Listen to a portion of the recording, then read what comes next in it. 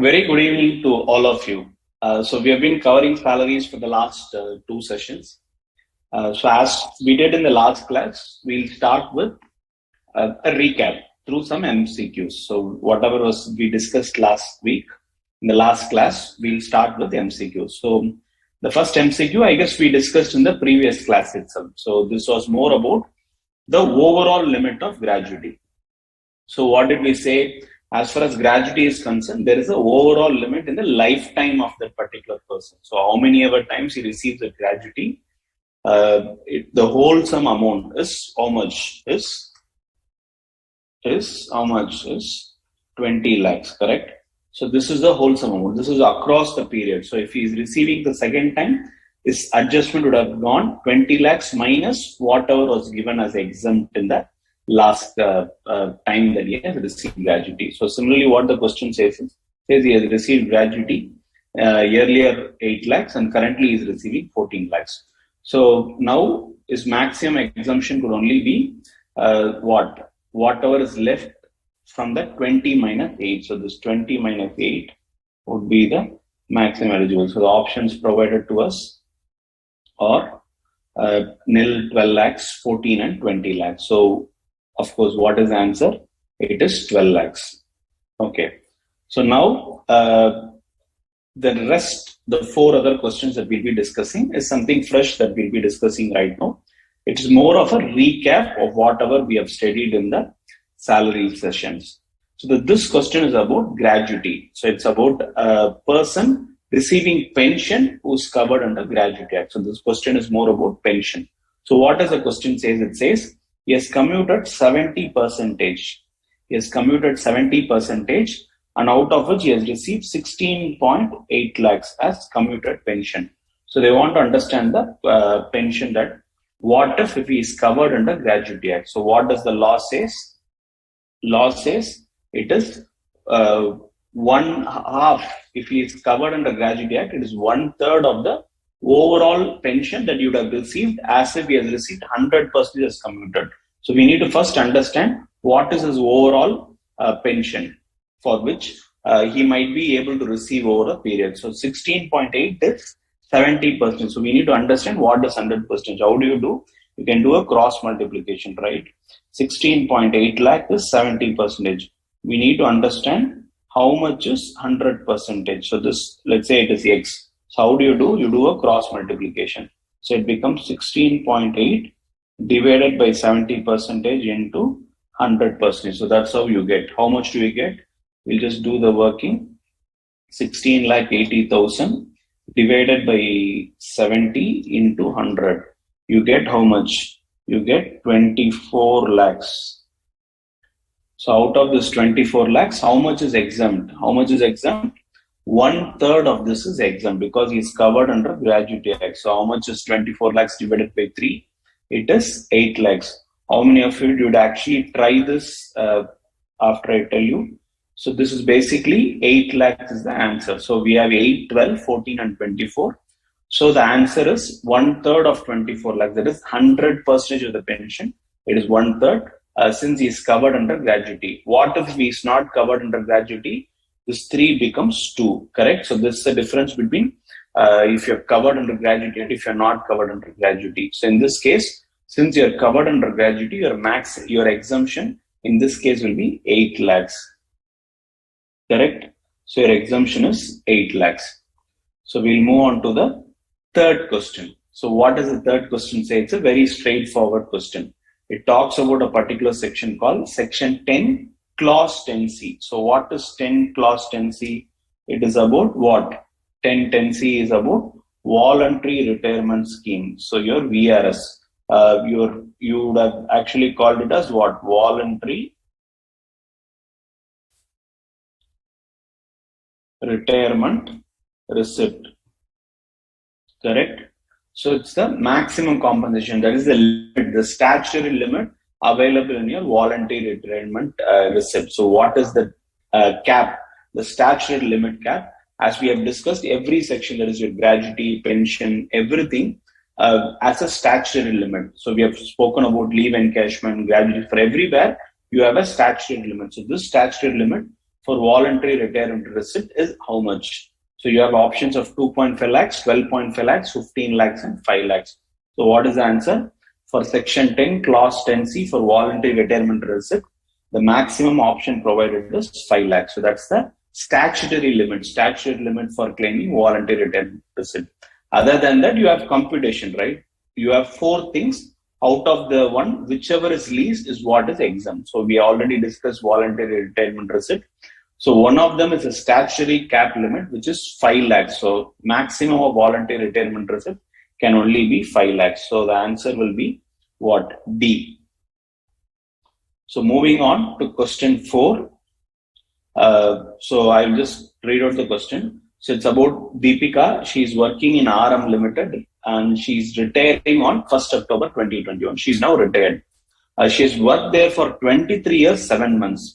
Now we need to say that there is a fraction provided. So it's not a whole number. It is 23 years, 7 months. We need to see whether the 7 months matter or doesn't matter.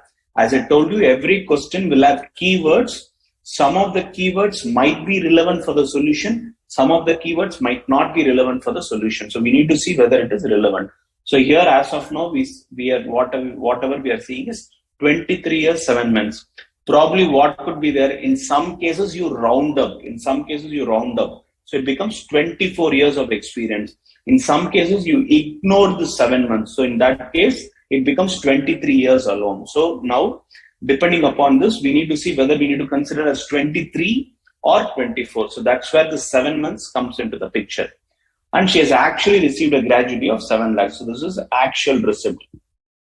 Her monthly basic salary in financial year 2021. So what is that? It is from your April 2020 to March 2021 was 75,000. Subsequently, she has got an increment of 15,000 from 1st April 2021. That is from April till the time she retired in September. It would have been how much? 90,000. That is 75,000 plus an increment of 15,000, 90,000.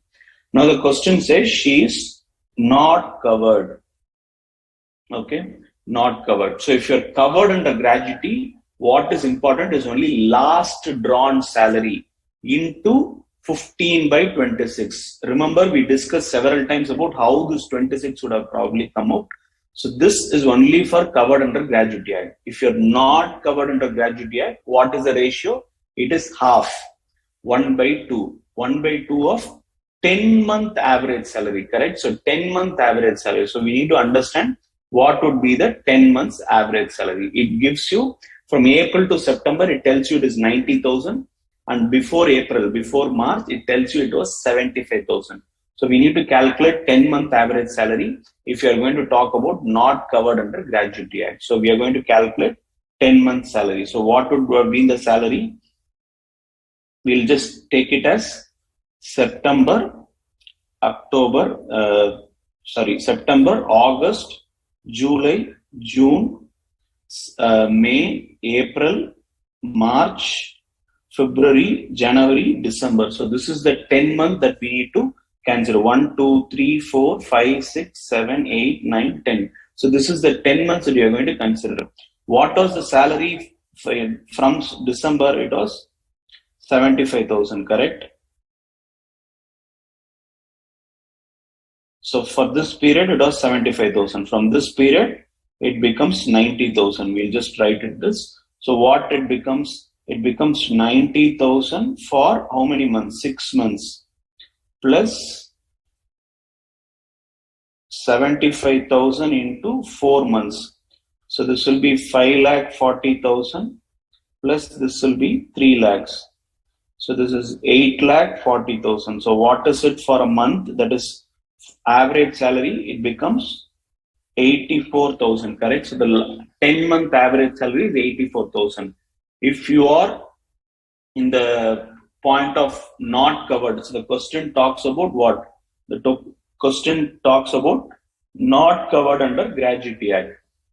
So if you are not covered under Gratuity Act, it is what? Half of 10-month average salary into completed year of service. So we need to calculate half of it. So 84,000 divided by 2 into 23. How did 23 come? It is only completed service period. So this is what you need to calculate. So what will be the number? It is 84,000 divided by 2 into 23. So it is how much? 9,66,000. So this 9,66,000 is the exemption amount. What is that she is actually received of gratuity? She has only received 7 lakhs. So she has received 7 lakhs. Now this answer is 9,66,000. So we have what? We have the statutory limit of 20 lakhs, and you have the actual received of 7 lakhs, and then you have 9,66,000. Correct? So this 9,60,000 is what we have computed. But what is the actual answer? Whichever is lower, correct? Which is lower in this? The lower is actually 7 lakhs. So you're actually eligible for 7 lakhs exemption. And then after 7 lakhs,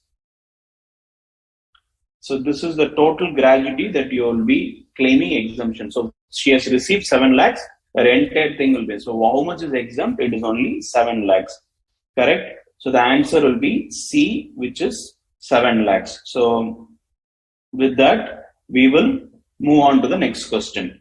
So the last question of what we have to revise last time is about, this is also about pension. What is taxable pension? So we are also going to discuss another question about pension, but this time it requires a little bit of computation.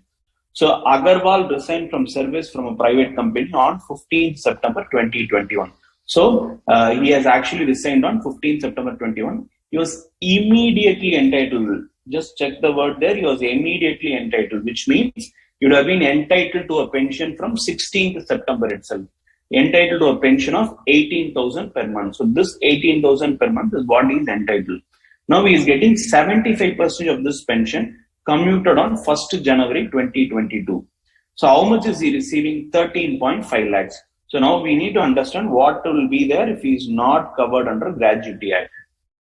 So we need to calculate two types of taxable pension. One is commuted, one is uncommuted. So we'll first start with uncommuted.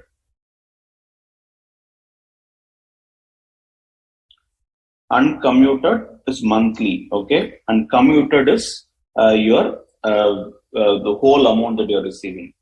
So, and then we are going to talk about commuted, okay. So what does the question say? The question says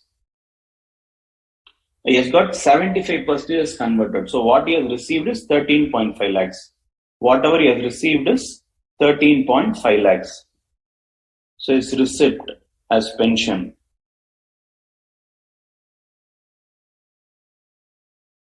is 13,50,000. How much is exempt? In this 13,50,000, we must actually understand what is the total commuted. So how much has he commuted? He has commuted 75%. So we need to divide it by 75%, similar to what we saw in the previous MCQ. So we need to divide it by 75%.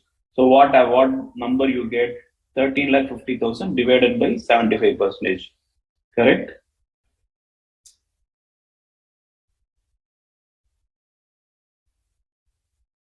So you get 18 lakhs. Now he is actually not covered under Gratuity Act. So the pension when not covered under Gratuity Act, half of this is exempt. So how much is exempt? Half of this is exempt. So your exempt amount will be 9 lakhs, correct? So 4,50,000 will be your actual exemption that is available here. So 4,50,000 will be taxable. Now what about commuted?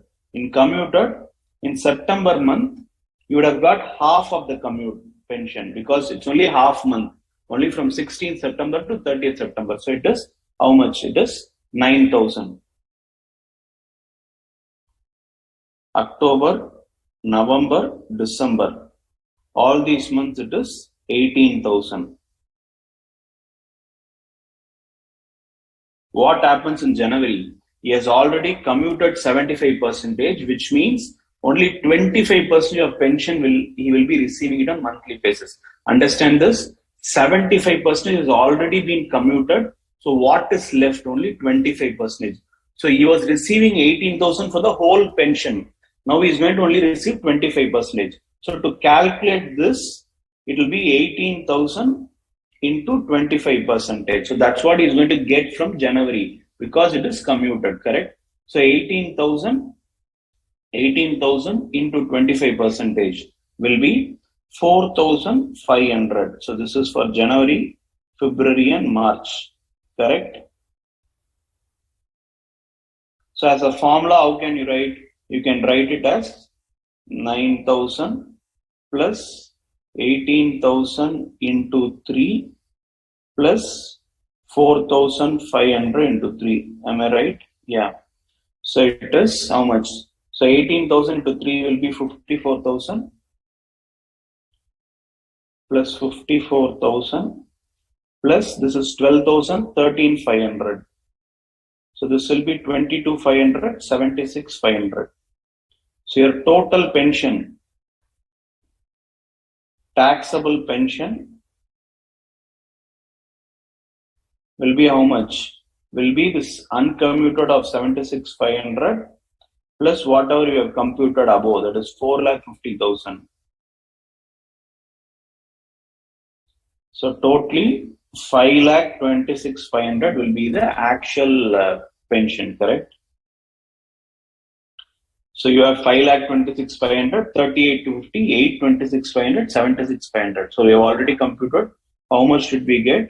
We got 5,26,500. So the answer is 5,26,500. So this is what we have actually discussed in the previous period, class, where we discussed about this gratuity, leave encashment, and all those things.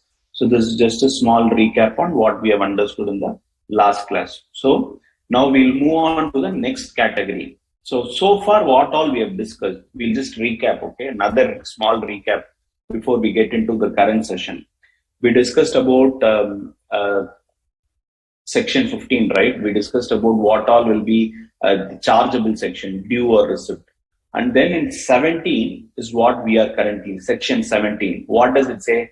Section 17, clause 1 is salary. Section 17, clause 2 is your perquisites. 17, clause 3 is profit in lieu of salary. So far, what all we have covered? We have covered 17.1, which is on salaries. And then we have also covered 17.3, which is on profit in lieu of salary. Remember, we discussed about retrenchment compensation, voluntary retirement scheme. All those things came under profit in lieu of salary. Also for salary, we discussed about wages, annuity, pension, your gratuity, your leave encashment, various special allowances. So all of this was discussed in section 17, clause 1, right? So now we are left with one part of the salaries. What is it? It is called perquisites. So that's what we are going to discuss in the current session. We are going to discuss about perquisites. So like we did for other provisions also, like similar to what we have been discussing, we are going to first discuss about what is perquisite, just to understand. In the last two sessions, if you actually remember, every time when I use this word perquisite, I use to tell for time being, remember it as extra benefit. We'll discuss this later. I would have said this several times, right? So now this is the time. So this is the time where we are going to understand this perquisites in detail. So what exactly is perquisites, right? So first we are going to understand what is, and then as we generally do, we are going to understand the taxability. When is it taxable or how is it taxable? So this is a pretty detailed area, okay, perquisites. We are going to talk about each type of perquisites that we are going to talk about. The first thing, as we have been saying, we are going to understand what is perquisites. So probably if you actually think out for a few minutes before we get into few seconds, okay, so let's not waste minutes. So we'll just hold on for a few seconds and just think whatever comes to your mind. What is perquisites? We have just used a word, an additional benefit, right? So perquisites is something like an additional benefit given to an employee. Why do they give? Why do they generally give this additional benefit? Is it not okay if you only give salary? Is it not enough? Okay, so as an employee, probably they're giving me salary. That's what I need, right? So what is that extra that we're talking about? The perks, right? So the perks is nothing but an additional benefit. So this is what perquisite about. So we are just going to discuss about what all is called as perquisite. So to understand this perquisite, as we were talking about a term, the clear term that we can use it is extra benefit, okay? Some extra benefit. So in what form? It could be given in the nature of a car given to an employee, and housing accommodation given to an employee, some medical facility, educational facility. There are plenty, right? So these are all some extra benefits. Why do they give you? As an employee, just remember, you have been given salary to come to office. Now your employer says, see, I am very admired. I'm very happy with the way you have been performing your work. From tomorrow onwards, I'll send you a car to pick you up from your home and bring you back to the residence. And you can have this car. You can use it whenever you want. You can even take it for a movie. You can even take it for a vacation. How happy will you be? Very happy, right? Totally happy. So what will you do when someone makes you this happy? You tend to do extra, right? You tend to do some extra bit of work. You tend to do more. So you become more efficient. You contribute more to the organization. So in turn, the organization also grows. Not just you, the organization also grows. This concept is called perquisite. So when this is happening between an employer and employee, it is called as salary. Correct? Let's rewind back to the first class. What did we say? The basic concept of salary. There must be an employer-employee relationship. We discussed about actor-producer, director-company, and partner and a partnership firm. Correct? Remember? So similarly, only when there is this employer-employee relationship, this benefit will be called as perquisites. Otherwise, it will only be categorized under your PGBP. What is PGBP? Profit and gains of business or profession. It's a separate chapter on its own. Of course, we'll be covering it a little later after we complete the salaries and house property. So once a perquisite is not between an employer and employee, it will be categorized under profit and gains of business or profession. So that's what it is about. So that's how you categorize a perquisite.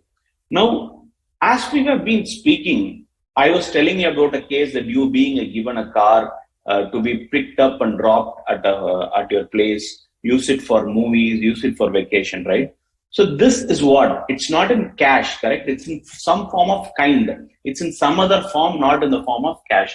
So perquisites need not be necessarily in the form of cash. It can also be in the form of kind, correct? So perquisites can be monetary, can also be non-monetary in nature. So that's what is the overall ideology of perquisite. So it need not be in cash alone. It can also be in kind. So that's the next thing. What is the next thing that they're talking about is sometimes this general expenditure, we were talking about traveling expenditure, medical expenditure. Now let's say I am supposed to go on a travel for office purposes. So let's say I have to travel to Bombay, Mumbai and come back for let's say 5 days in a particular period. So for those 5 days, I will have to incur, let's say, transport charges, either the flight or the rail or whatever it is, and then the accommodation and then the food or whatever expenses. Now, all these are also additional benefit. Just because I'm going to Mumbai, I'm able to go in the manner in a flight. I'm able to stay there in office expenses, all those things. Now, this is called official discharge of duties. This concept is called official discharge of duties. This is not perquisite. So the extra benefit you are giving is not about official duties. It is about something more. What is something more than the official duty? It is personal expenditure. Correct? What is more than official duty? It is personal in nature. So this personal in nature, that benefit is what is called as perquisite. Remember what I said? What did I say? You have been given a car for what? For coming to office, not just to office. You are free to use it to go to a movie, to go to a vacation. What is it? It is personal. So that personal attribute is only perquisite. The exclusive official discharge of duties is not perquisite in nature. So it is not perquisite. Correct? So that is what perquisite is about. Finally, one thing that we need to understand is there must be a legal origin. Okay, legal origin. So what do you mean by legal origin? Now we'll take this example. Okay, my company did not give me a car, but the driver is very close to me. The company driver is very close to me. I call the driver. See, I have a very personal work. Let me take it. Come, let's go for that personal work and come back in 2 hours. So I call the driver out of the relationship I have with him. I call the driver. Me and the driver go use the car. Use what car? Company car. Use it for personal purposes. Come back. Now let's say I have taken a break for 3 hours. I booked a movie. Since car is idle, come, let's take the car. Anyway, director is not here in India. He will not know if you are using the car. Come, we'll take the car. We'll take the car, go to a movie and come back to office. So all these are what? Unauthorized uses of the particular facility. So these are not authorized. So employee is not saying you go for a movie. Employee is not saying take this car and go out and come back. So it's not an authorized use. So whenever you're talking about a perquisite, we are talking about authorized usage, not unauthorized usage. So that's why we are calling it as legal origin. Employer should say, I allow you to use this. I am giving you this benefit. So employee must give them that benefit. So understood? So perquisites are extra benefits provided by the employer or reimbursed by the employer. But employer authorizes you to use those benefits. So that's how it is called perquisites. Clear? So that is what is perquisite. Now let's just understand about taxability. As we generally do for all other provisions, we'll move on to the category of taxability. So what is taxability of perquisites? As we have been doing in these salaries, in allowances and all, remember, just go back and think how we described allowances. We said there are fully exempt, fully taxable, partly taxable.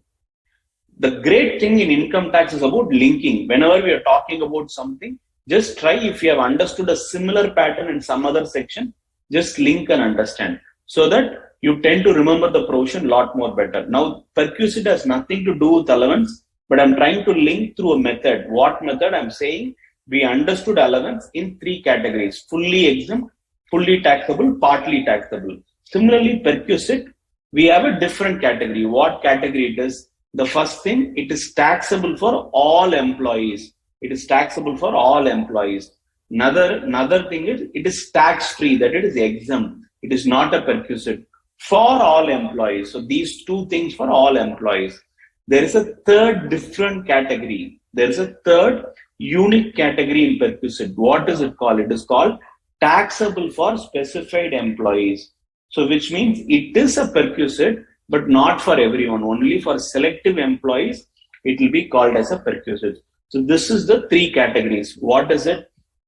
Taxable for all employees, tax-free for all employees, and finally you have taxable only for specified employees. So these are the 3 categories of perquisites. Clear? So this is about what perquisite is about, what we are talking about taxability.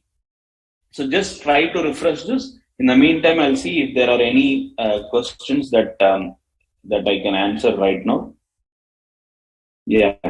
Rashmin Kumar, you have asked car, servant, accommodation, interfee. Exactly. So that's what we are talking about perquisites. So you may be given a car, you may be given a servant maid, you may be given an accommodation, you might be given an interest-free loan. So all these are perquisites. Some extra benefit which you are enjoying because of that employment, because of your good work. So because of this, you are enjoying some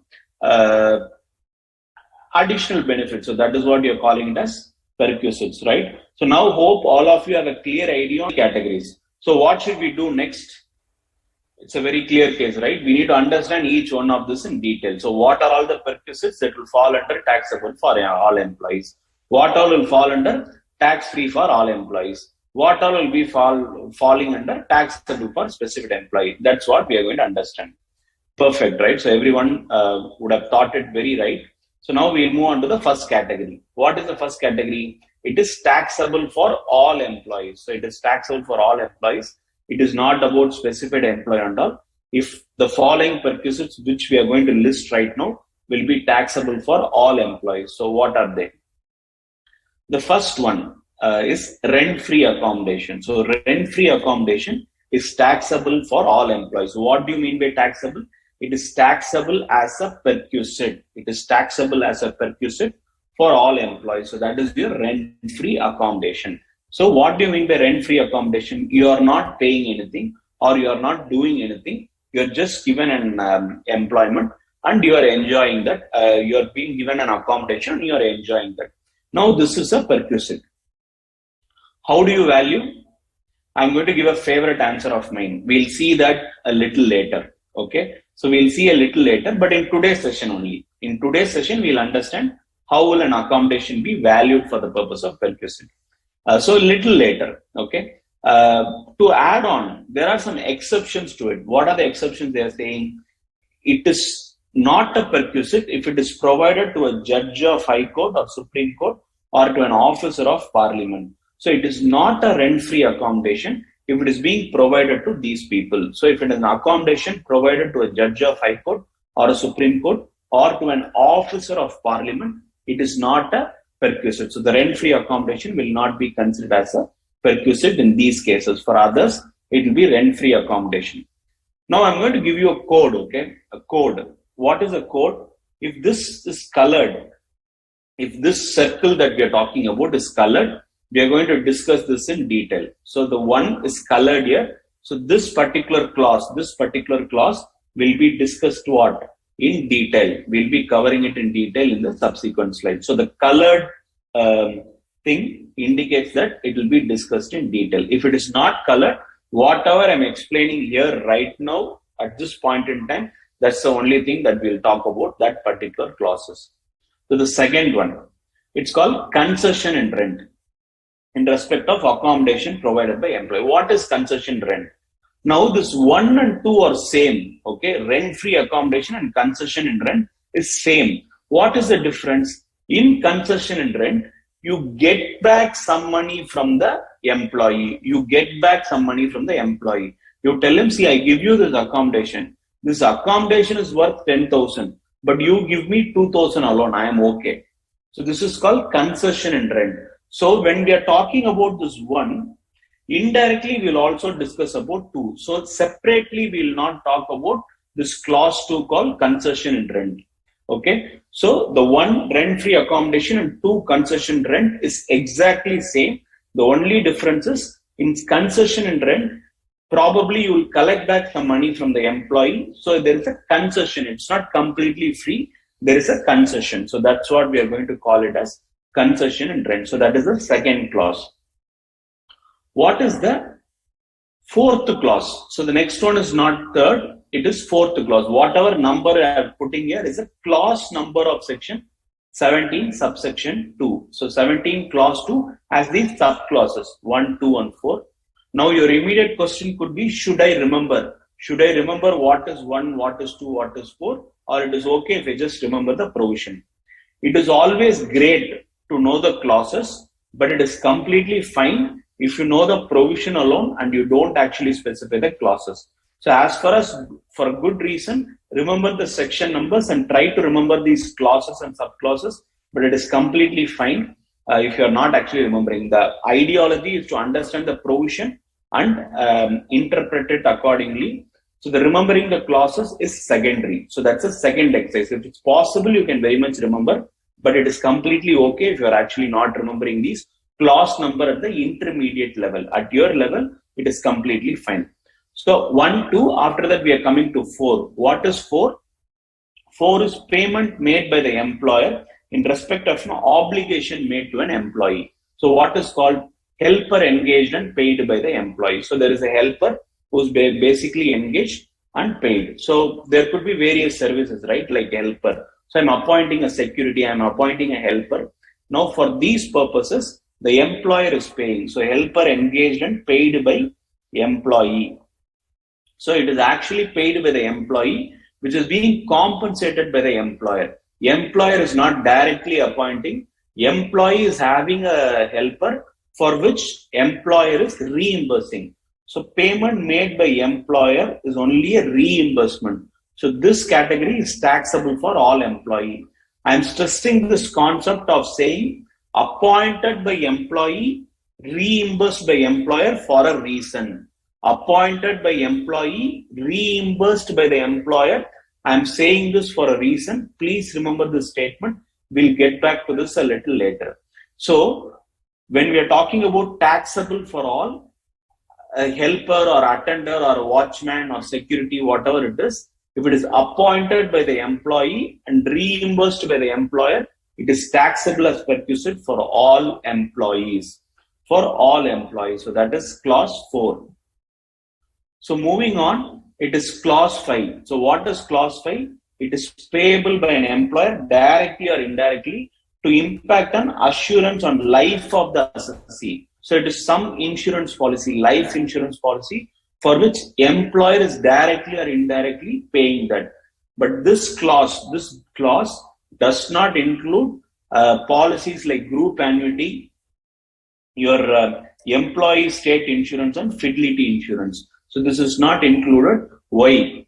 Why is not included? Generally, when you are joining an organization, there is something called longevity benefit. What do you call as longevity benefit? Is basically, I am working in an organization for to support my employment, to encourage me to work for a longer period. That is for longer time duration, for let's say for few years or something like that. So to encourage my longevity in this organization, they give me certain security benefits. So annuity, pension, or this ESI or fidelity insurance is to give me that extra benefit to continue in this organization.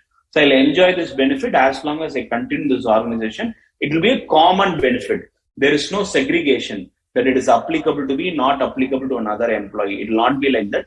It will be uniformly applicable to all employees. So such insurance, that is your group annuity, ESI or fidelity insurance, it's a common policy, a common benefit for all employee that is not perquisite. So whatever we are talking about is an exclusive benefit for a selected set of employee. So whoever those employees are, it is taxable. If it is paid, compensated by the employer, what assurance policies on the life of the assessee. So that's what it is. It could be for several employees. So that's what clause 5 is about.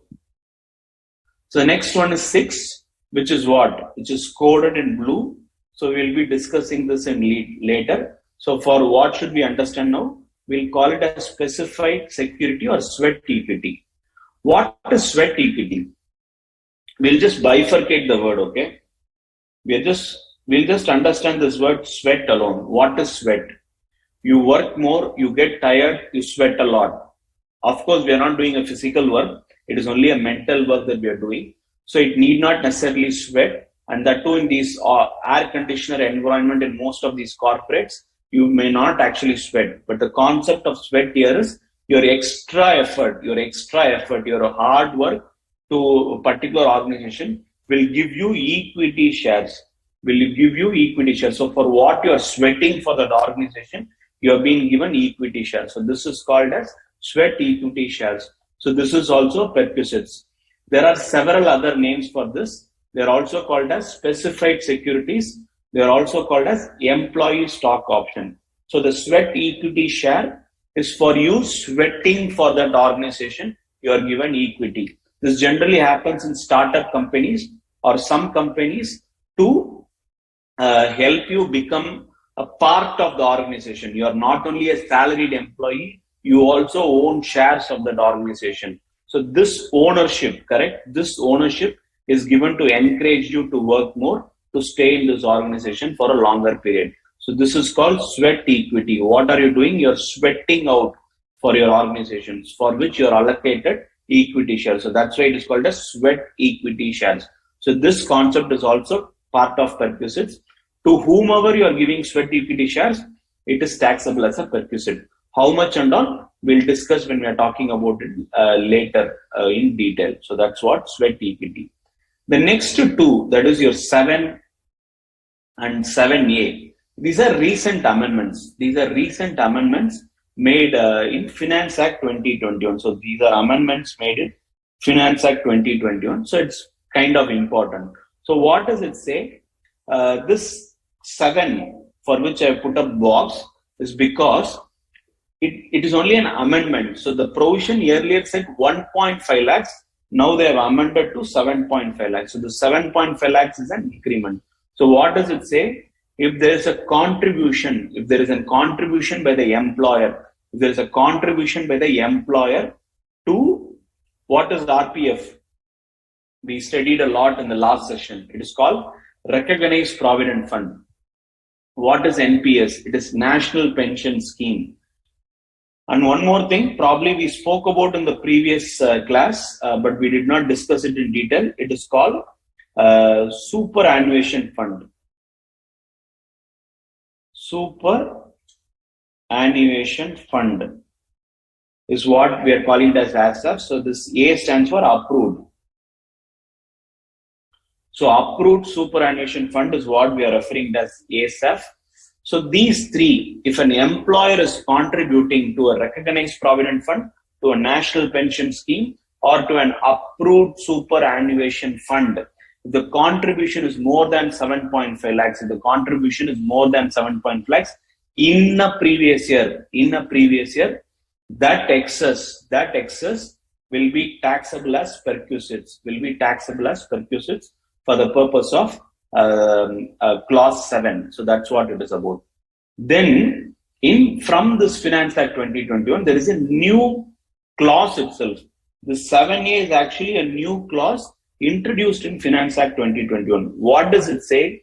In case if you are contributing more than 7.5 lakhs, if the contribution is actually more than 7.5 lakhs, any income accruing because of the contribution, income or dividend or whatever it is, that is also taxable as a perquisite. So, accretion. As I told you, now I link this with another provision. What did we see in Provident Fund? If an employee contributes more than 2.5 lakhs, in a Provident Fund, then that will be treated as a taxable salary. Remember the Provident Fund provision? What did we say? If an employee is contributing more than 2.5 lakhs to a Provident Fund, then that excess will be considered as a taxable salary. Similarly, interest income from that excess contribution is also taxable salary, correct?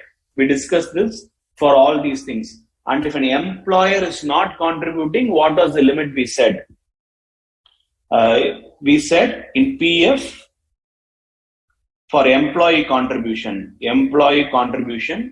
if an employer also contributes, we said the limit is 2.5 lakhs. So any excess is taxable as salary. Similarly, for employee, when employer does not contribute, we said the limit is what? Instead of 2.5, it becomes 5 lakhs. So any excess above this 5 lakhs is what? Taxable. So this is what we discussed in chapter when we are talking about Provident Fund benefits, right? So now what are we saying? Here we are saying employer contribution. There we were talking about employee contribution. Here we are talking about employer contribution. So employee contribution in excess of 2.5 lakhs or 5 lakhs is salary. Interest on that is salary. But if it is employer contribution, it is a perquisite. What difference it is? Both are taxable under the head salary. But the clause 17.1 is for salary, 17.2 is for perquisite. So that's the difference. Clear? So employer contribution in excess of 7.5 lakhs is taxable as perquisites under 17.2. Employee contribution in excess of 2.5 lakhs or 5 lakhs is taxable as salary under section 17.1. Clear? So that's what it is. So that's how I'm linking the Provident Fund provision and your perquisite provision. So similarly, any accretion that is in the form of interest or dividend on contribution exceeding 7.5 lakhs. So on that excess contribution, you will have to pay tax. So that becomes a perquisite. Now, how do you actually calculate? So we were been talking about the term that 7.5 lakhs in a year. So how do you actually calculate how much is actually taxable as perquisite?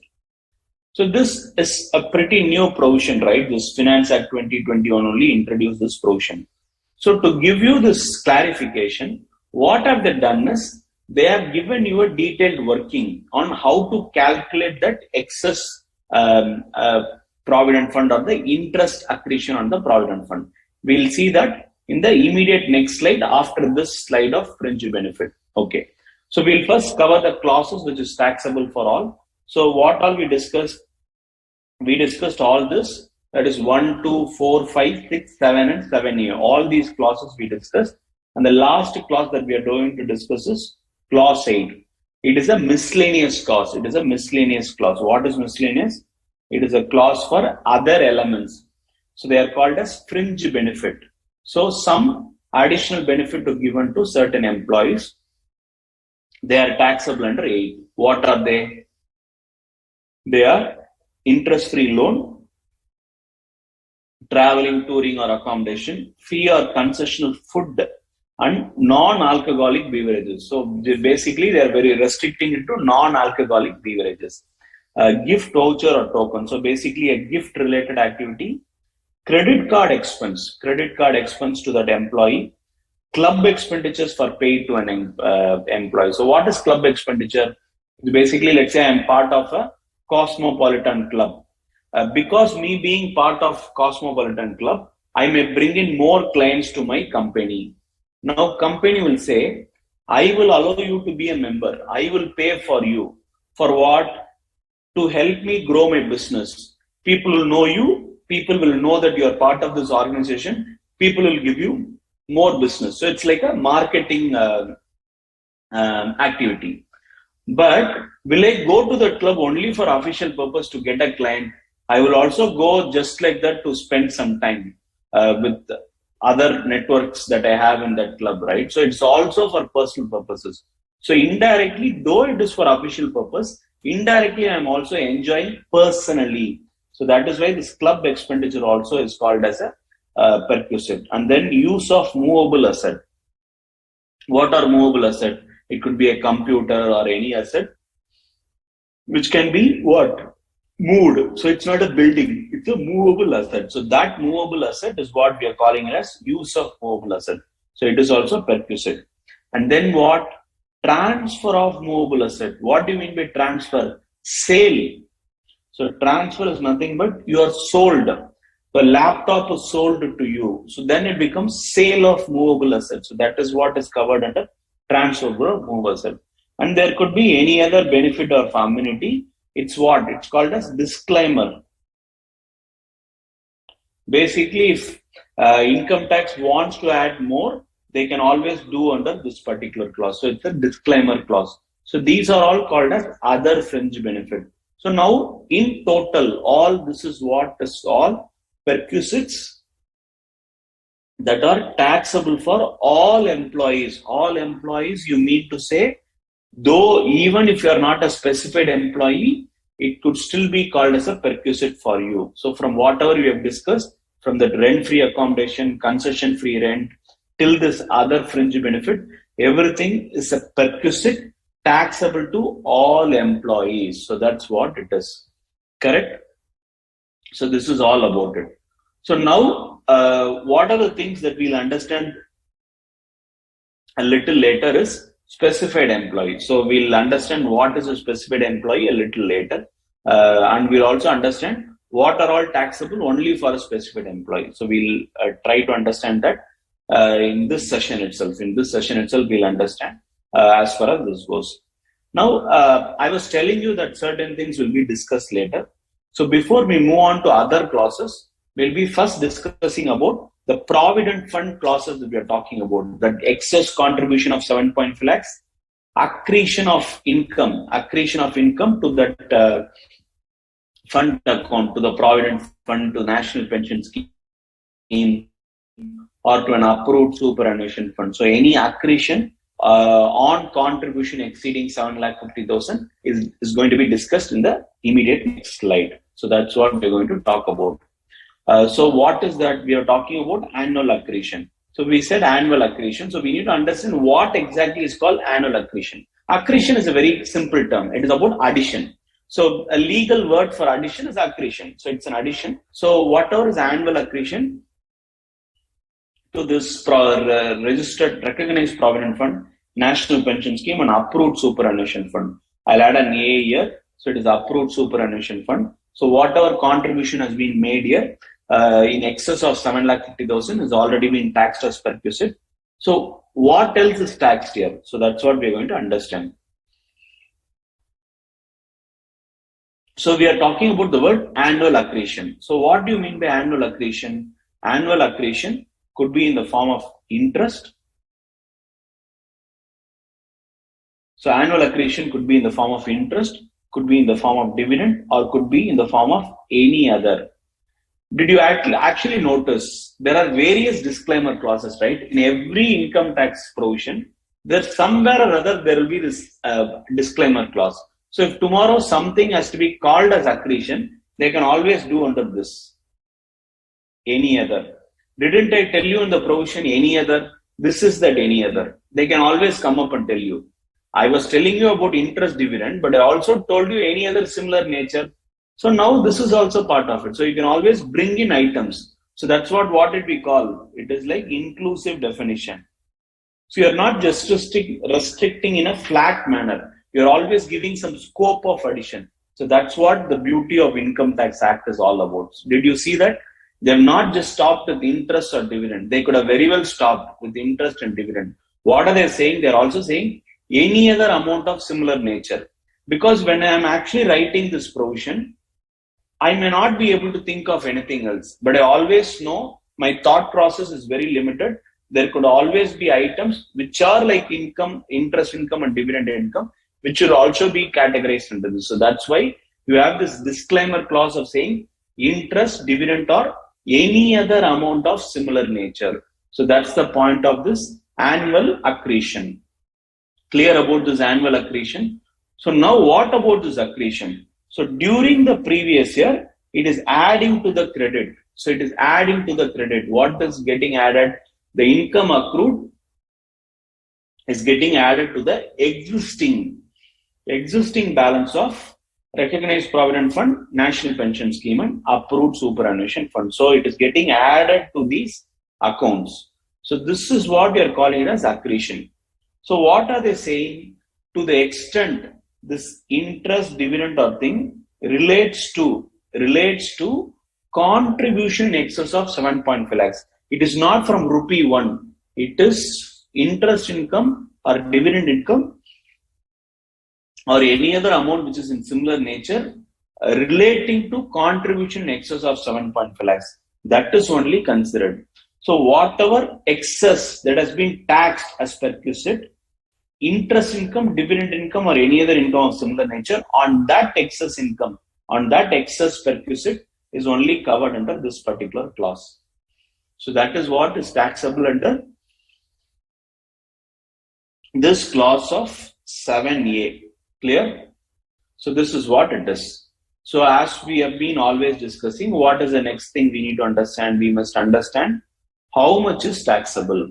Yes, I know it is in excess of 7.5 lakhs. I have very clearly said the provision says whatever is the contribution in excess of 7.5 lakhs, which is already taxed, interest income or dividend income on that is actually taxable, right? Is actually taxable in that previous year. So now how do you compute this interest? So that's what is there. So this has been provided under Rule 3B. So this has been provided in Rule 3B as a formula. So the formula is listed here. So what is the loss and mathematical confusion only? I actually didn't take up I didn't take up this max group, exclusive max group. Instead of that, I've taken a third group. But here also you're coming and telling me that there are mathematical formulas. Here and there you're always saying there are mathematical formulas. But these mathematical formulas are actually not as confusing as your max itself, at least not as much as that it is. It could be a very simple thing if you actually understand the logic of each of these elements. What is TP? What is PC? what is R, what is PC1, what is TP1. If you understand all this in particular, it becomes a very basic mathematics, something which you probably would do it in a very young age. Basic addition and multiplication and division. This is what you'll be doing. No complex things like square root, cube root, trigonometry, nothing of that kind. It's a very basic mathematical formula which you are talking about. It is PC by 2 into R plus PC1 plus TP1 into R. So this is the formula. So now what it is that we need to understand what is each of the item that we are talking about. So what is TP? It is called taxable perquisite. So it is just a short form. Like I have called RPF as Recognized Provident Fund. National Pension Scheme is NPS. Similarly, TP is taxable perquisite. So there is nothing big thing, right, to understand that. Now what is PC? What is PC is, we can keep it as perquisite contribution. Okay. We'll keep PC as what? We'll keep it as perquisite contribution. Perquisite contribution. So what is actually perquisite contribution? The contribution that is actually considered as perquisite. What did I say? The contribution that will be considered as perquisite. What is that? What is that? It is any contribution that is employer's contribution. The ER stands for employer, not engineer. ER stands for employer. EE is employee, ER is employer contribution. So this employer contribution in Recognized Provident Fund, National Pension Scheme and an approved Superannuation Fund, excess of 7.5 lakhs. So this is what you are actually calling it as PC. What is PC? Perquisite contribution. The contribution that have been treated as perquisite, correct? So that is what you are calling it as PC. Now you are going to divide it by 2. So you are going to take an average, an annual average. So basically you have 12 months. There will be an opening balance, there will be a closing balance, correct? So now what do you do? Average. Opening balance plus closing balance divided by 2 is average. So that is what. So divided by 2 is going to give you an average of perquisite contribution. So an half yearly average. And a half yearly average of this perquisite contribution. So what is PC? Perquisite contribution. What is perquisite contribution? Contribution in excess of 7.5 lakhs. In every year, each year, if it exceeds 7.5 lakhs, that excess is called contribution. So the 7.5 lakhs is not a cumulative contribution. It is in every previous year. During the previous year, if it crosses 7.5 lakhs, then only this comes into picture. Okay. Next is R. R is basically a rate. R is basically a rate. Okay. What do you mean by rate? Rate is rate of interest, correct? So on what rate you are getting interest? Okay. So rate of interest. How do you generally compute interest? How do you generally compute interest? Any idea? How do you generally compute interest? How do you know the rate, interest rate? How can you identify it? Probably you can do it by interest divided by principal, correct? So this is what will be ideally called as interest by principal is what will be called as rate, right? In basic understanding, interest by principal will give you rate. We are going to do the same thing now. Instead of interest, we are going to call it as I. Instead of principal, we are going to call it as FAVG. Okay. Don't ask me FAVG. I couldn't think of any explanation for this word FAVG. How they would have arrived at. Probably it's some fair value. It is a fair value that you are arriving at that point in time, whatever it is there. So it is FAVG. So I divided by FAVG. I is your interest income. FAVG is something like your principal. So your income divided by principal is going to give you a rate of interest. Now what is income? Income that is actually accrued during the previous year. That could be interest income, that could be dividend income, or what? Any other amount of income in similar nature, correct? So these income during that period, whatever is accrued during the previous year, it's something like your interest that we were talking here. So instead of here, we have I. What is this I? This I stands for income accrued. Income accrued during previous year. So that is your I. Now, this principal we said it is actually called as FAVG. Now, what did we call as FAVG? FAVG is an average balance in that particular year. So it is opening plus closing divided by 2. So that's what is actually called as thing. So what does it say? Average of opening and closing balance in previous year 21-22. So what do? You take balance as on 1st April 2021. You take the closing balance as on 31st March 2022. You add these two.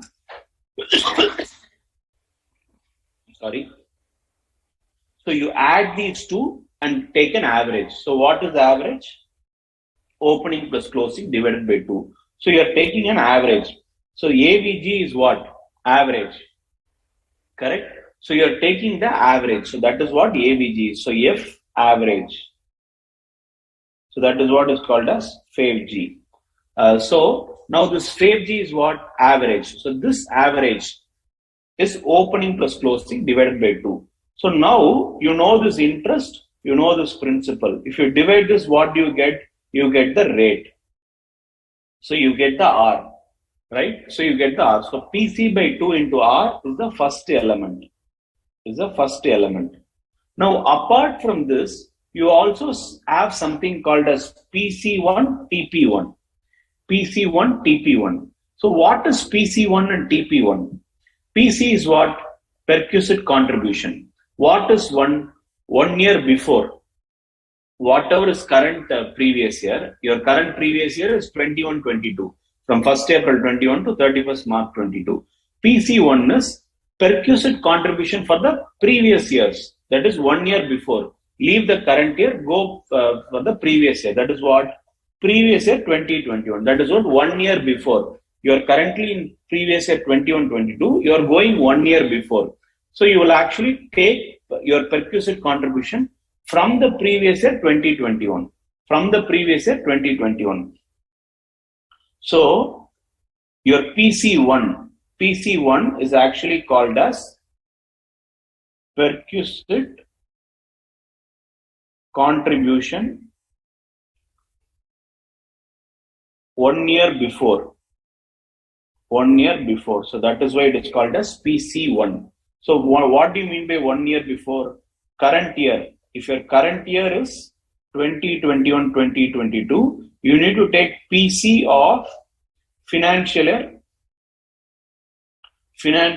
20, that is from what? Your previous year 2021. So you take 2021 to, there is only 1 year, right? So there is no next year. So you'll only take 1 year. Assuming your current year is 2024-25, your PC1 becomes PC of financial year 2020-21 to what? Financial year 2023-24. That is minus 1 year. Correct? So that is what is called as PC1. So perquisite contribution from the year of financial year 2021 to the year immediately preceding the current previous year. So that is what you are calling it as PC1. So 1 year before from the current previous year. From previous year 2021 to 1 year before the current previous year. That is why it is PC1. Perquisite contribution of that period. What is TP1? TP1 is, TP is what? TP is taxable perquisite. So what will be called as TP1? Same concept of PC1. TP of previous year 2020-21 to EP. What is EP? EP is immediately preceding previous year. So if you are talking about current previous year of 2021-22, the immediately preceding previous year is 2021. Like for the same example, for what period will be TP1 will be TP of previous year 2020-21 to previous year of 2023-24. Correct? So that is what you call it as PC1 and TP1. So you identify PC1 and TP1, you multiply in the rate, which you have already found out. I divided by the average, the FAVG, right? So I divided by that is what is the rate. So you multiply that. Now, when does this come? When does this PC1, TP1 and all come into picture? Only when in the earlier years, your contribution was in excess of 7.5 lakhs. So in the earlier years, if your contribution was not in excess of 7.5 lakhs, then in that case, there is no PC itself, correct? So there is no PC. PC would have been 0. In that case, no PC. When there is no PC, there is no TP also. There is no taxable perquisite. Clear? So TP1 and PC1 will be there only when in the earlier years, your contribution was in excess of 7.5 lakhs. So this is the formula. Taxable perquisite is equal to perquisite contribution divided by 2 into rate of income plus PC1, that is perquisite contribution 1 year earlier plus taxable perquisite 1 year earlier, that is TP1 into rate of interest. So that's the formula. So I have deciphered each of the item, explaining on even why that number is called as PC, why that element is called as PC or TP. So that's the detailed explanation I have given. There is a problem immediate to this, which I'll probably take you through so that you understand it better. But before that, I'll see if you have some questions till now.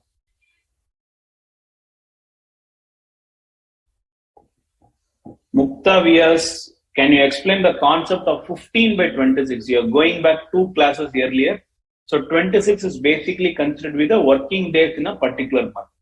So that's what I said. If there is something, probably you can revisit that portion alone there. So 26 is for the working days in a particular month.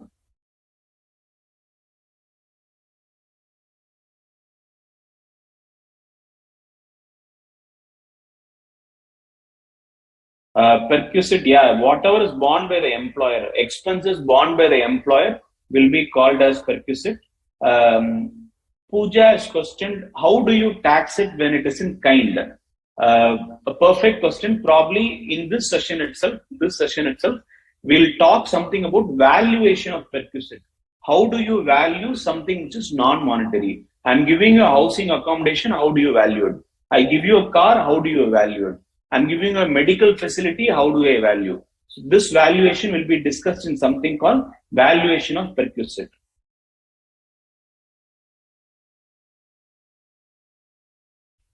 Raghavan, accretion lost point. What was about accretion?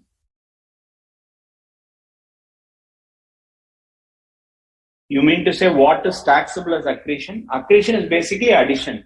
So whenever there is a contribution above 7.5 lakhs, that excess contribution becomes a perquisite. Not only the excess contribution, also the accretion. What is accretion? Income accruing from that particular contribution. So income accruing from the contribution is called income accretion. So that accretion on excess contribution of 7.5 lakhs will also be treated. So whatever contribution, if in excess of 7.5 lakhs, only that is perquisite. Less than 7.5 lakhs, it is not a perquisite. So Kiran, perquisite contribution will be considered as taxable perquisite only when the employer contribution exceeds 7.5 lakhs. So if it is below that, it is not there. Rashmin, please elaborate it by practical example. The very next slide is about a problem based on this computing this formula. So of course, we'll have a better understanding at that point. I don't understand FAVG. Yeah. So probably when we are solving that problem, I'll completely re-explain this formula, whatever we saw. EP refers to immediately preceding previous year. So anything about the formula, probably whatever is about the formula, I'll probably explain it at the time of solving the problem in the immediate thing. So probably we'll have another understanding of what is TP1, what is PC1, everything about it. Yeah, you're right, Mukta. Basically, the 15 by 26, I only used it as a reference. It has nothing to do with the current session or something. Even in that MCQ, it was only about half that is not covered under the Gratuity Act. So if you're only covered under the Gratuity Act, the concept of 15 by 26 comes into the picture. So it has nothing to do with the current period. Uh, Rafiq boy, so basically the 7.5 lakhs is only the contribution. The 7.5 lakhs, excess of 7.5 lakhs is only the contribution. For interest only, we are talking about a separate formula. The formula of this TP is equal to PC by 2 into R plus TP1 plus PC1 into R is exclusively to identify how much of interest income or your income on that contribution is taxable. For perquisite, for contribution, only that excess of 7.5 lakhs is taxable. It is without interest. So that 7.5 lakhs we are talking is without interest.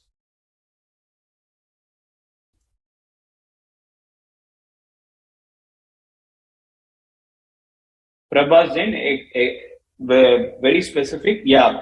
So the reason why this TP1 plus PC1 into R is considered as for the earlier years in which this provision was not applicable, you need not consider anything. We are only talking about from the period when this provision was introduced. That is why you are taking only this PC1 and TP1.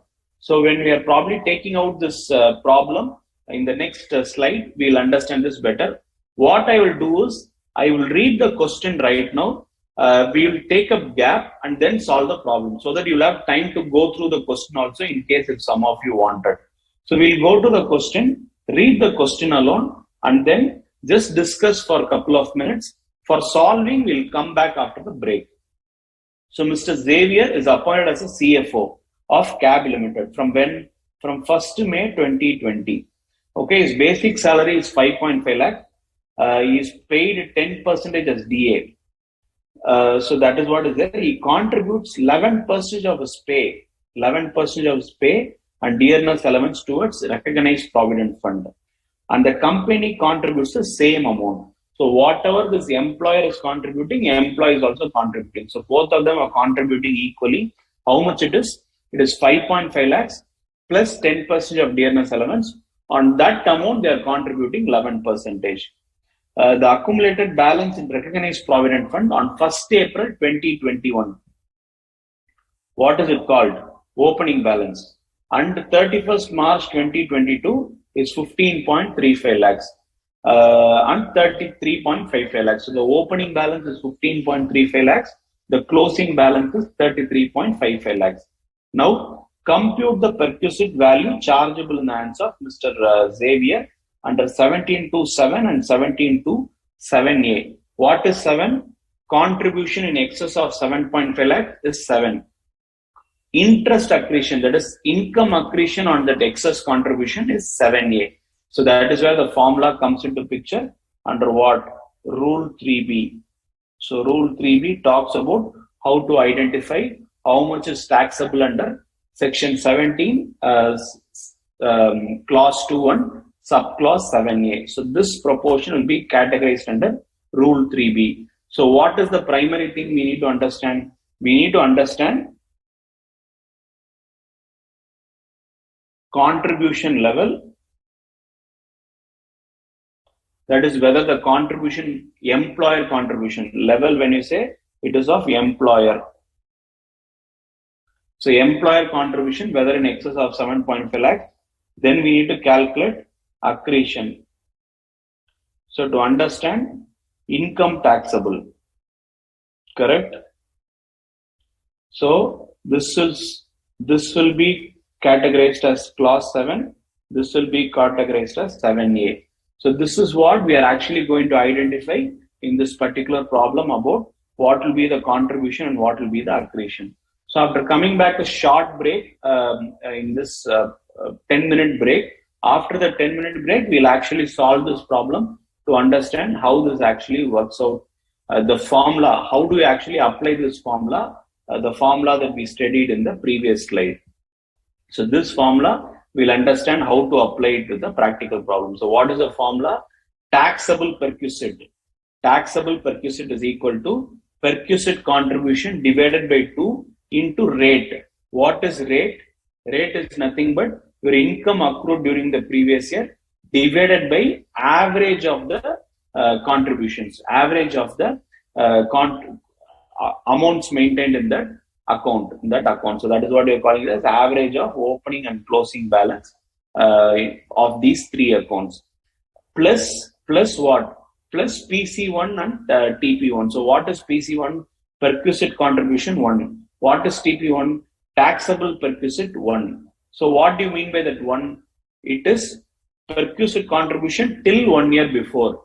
Taxable perquisite till 1 year before. So that is what you have to identify from PC1 and TP1 and then multiply that into a rate. So this put together these two elements. So this is first element, this is second element. So these two elements combined will be actually a taxable perquisite for the current previous year. So that's what it is about.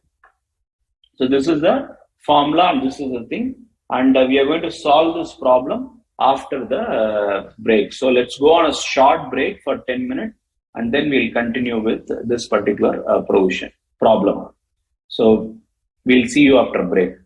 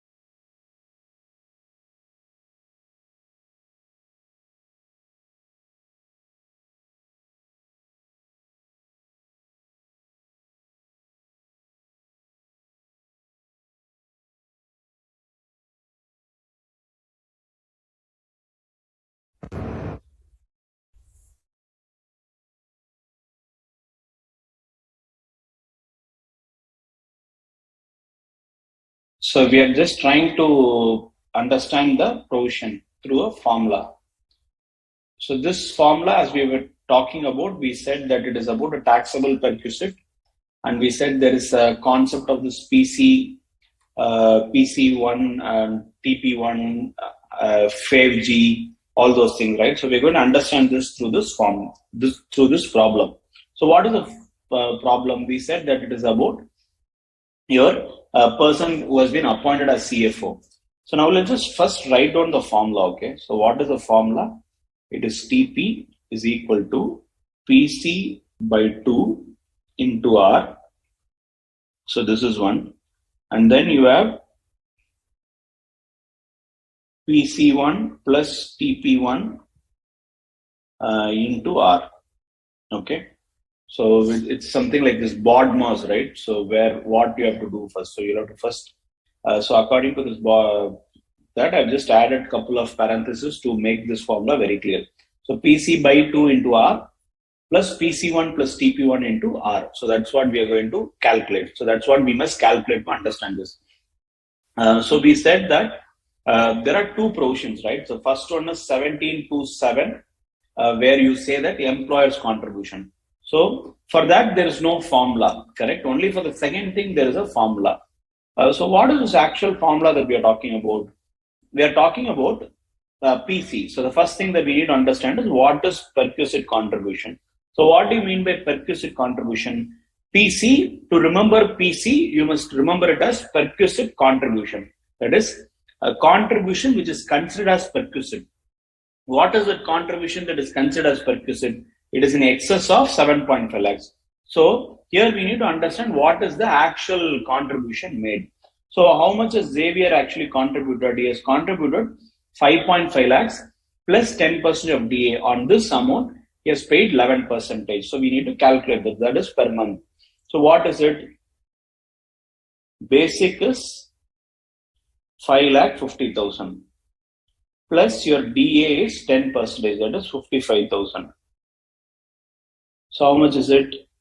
6,05,000, correct? So your 6,05,000 is what you have actually calculated as your total 5,50,000 plus 10%. That is your 6,05,000. Now on this 6,05,000,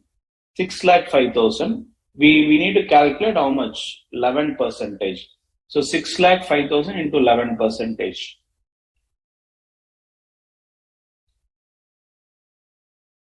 Is how much? Is 66,550. 66,550. This is per month. So how much is per annum? When you say per annum, there is he has actually joined around 1st May 2020. So which means during this previous year 21-22, he has actually worked across the entire period. That is your 12 month. So it is 12 month only. So 66,550 into 12 months. So how much is it? It is 7,98,600. So this 7,98,600 is the total payment. So on this 7,98,600, so what is excess minus 7,50,000? Will be 48,600. So this is your PC because that is what has been actually considered as a perquisite taxed under subclause 7, correct? Which is your contribution in excess of 7.5 lakhs. And next, moving on, we need to identify R. So to know R, what should we identify? We need to I and FAVG, correct?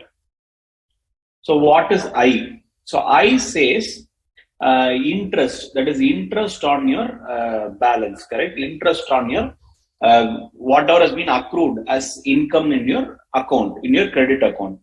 So for this, we need to just think a little, okay? So there is no hard and fast rule to identify this. But now we need to go back and understand what all has been given to us. What has been given to us? They have not given any interest rate, correct? So this is the interest charged on your contribution. There is nothing of that kind. Instead, what have they said? They've only given the opening balance and closing balance. So now we are going to understand the interest in a slightly different manner.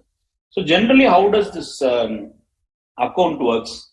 You will have an opening balance plus contribution plus interest. Okay. You will get the closing balance. Assuming there are no withdrawals. Opening balance plus contribution plus interest is closing balance. Now you don't know this figure, but you know this. What do you do? As a basic mathematics, you'll come out with, you'll bring the closing balance this side. So closing balance minus opening balance minus contribution will give you the interest. Correct? So this probably will give you understanding on how to identify interest. Let me repeat. You don't know what is the interest rate. You don't know how much is interest, but you need to know. So how do you know? Generally what happens, you need not think of provident fund and all. Go back to your savings bank account if you have any, or if your parents have any. Just go back to the savings bank account. How does that work? You have a balance. Let's say you are only depositing money, you are not withdrawing. There is an opening balance. You deposit money. Interest is calculated on this money. So opening balance plus your deposits plus interest gives your closing balance. Correct? Clear? So we are going to use this concept to identify the interest. That is where this comes. Opening balance plus contribution plus interest gives you closing balance. Now we are doing a small rework in mathematics. We are bringing the closing balance here and interest here. What happens? Closing balance minus opening balance minus contribution gives you the interest income. Correct? So can we work this there? So what is the closing balance? It is 33,55,000. 33 lakh, sorry. How much was that? 33,55,000. What is the opening balance? 15,35,000.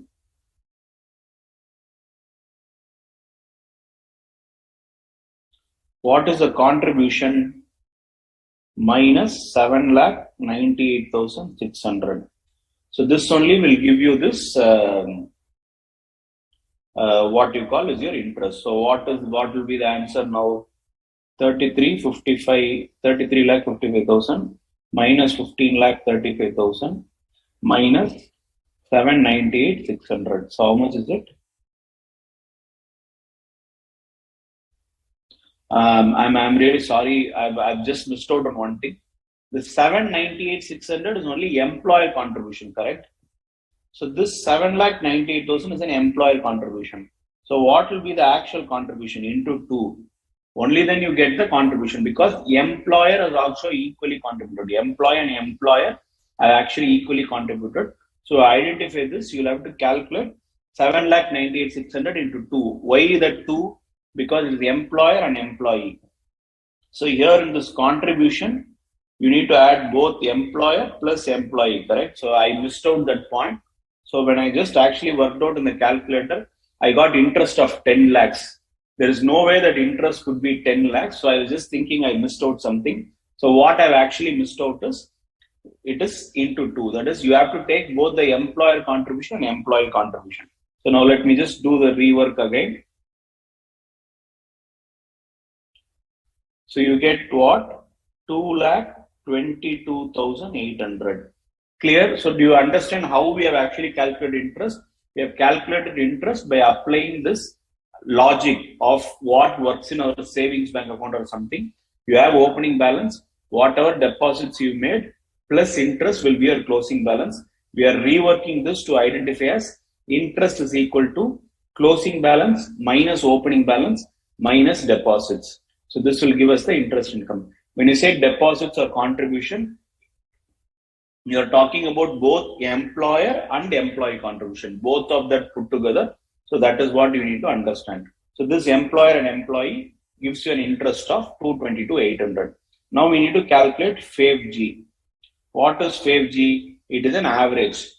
Probably we'll keep it as financial average. I guess that will make sense, right? So FAVG can be financial average. So what is your financial average? It is opening balance plus closing balance divided by 2 for this current previous year. So what is the opening balance? It is 15,35,000 plus 33 lakh 55,000 divided by 2. So what is your FAVG? 15 lakh 35,000 plus 33 lakh 55,000, correct? So you get 48 lakh 98,000. 48 lakh 90,000 divided by 2. So you get 24 lakh 45,000. 24 lakh 45,000 will be your total this amount. So what is the interest rate? Something like your interest income divided by principal. Here also it is your income accrued divided by principal. What is principal here? The FAVG. So your R is equal to I by FAVG. That is your financial average. So what is I? 2,22,800 divided by 24,45,000. So what do you get? 222,800 divided by 24,45,000. So you get 0.0911. I'm stopping with it, just 4 decimals. I'm just stopping with 4 decimals. It is 0.091. So this is my R. Now I have understood my R. So now I need to understand PC1 and TP1. We'll first calculate PC1. Okay. To know PC1, I'm going to just write it again. PC1 refers to perquisite contribution 1 year earlier. Okay. So however you calculated perquisite contribution, that is PC, however you calculated this PC, right? Same manner, you'll have to calculate for the previous period. So what do you mean by previous period? Currently you are in financial year 21-22. So the period starts from financial year 2021, ends 1 year before current year. That is current previous year. So what is current previous year? It is financial year 21-22. So 1 year before is financial year 2021. So in the current situation, for example, in your exam, for this examination, you will only have 1 year. That is only your financial year 2021, because this is also financial year 2021. Start is also financial year 2021, end is also financial year 2021. So that is why current year, when you are actually solving problems for this November 22, there will not be any difference. It will remain the same. In the subsequent years, maybe there will be an end year also. So that is why PC1, perquisite contribution 1 year earlier. So that's what you are calling as start year is your financial year 2021. End year is 1 year before. We can fondly call it as EP, that is immediately preceding previous year. If you are currently in 21-22, the immediately preceding previous year is 2021.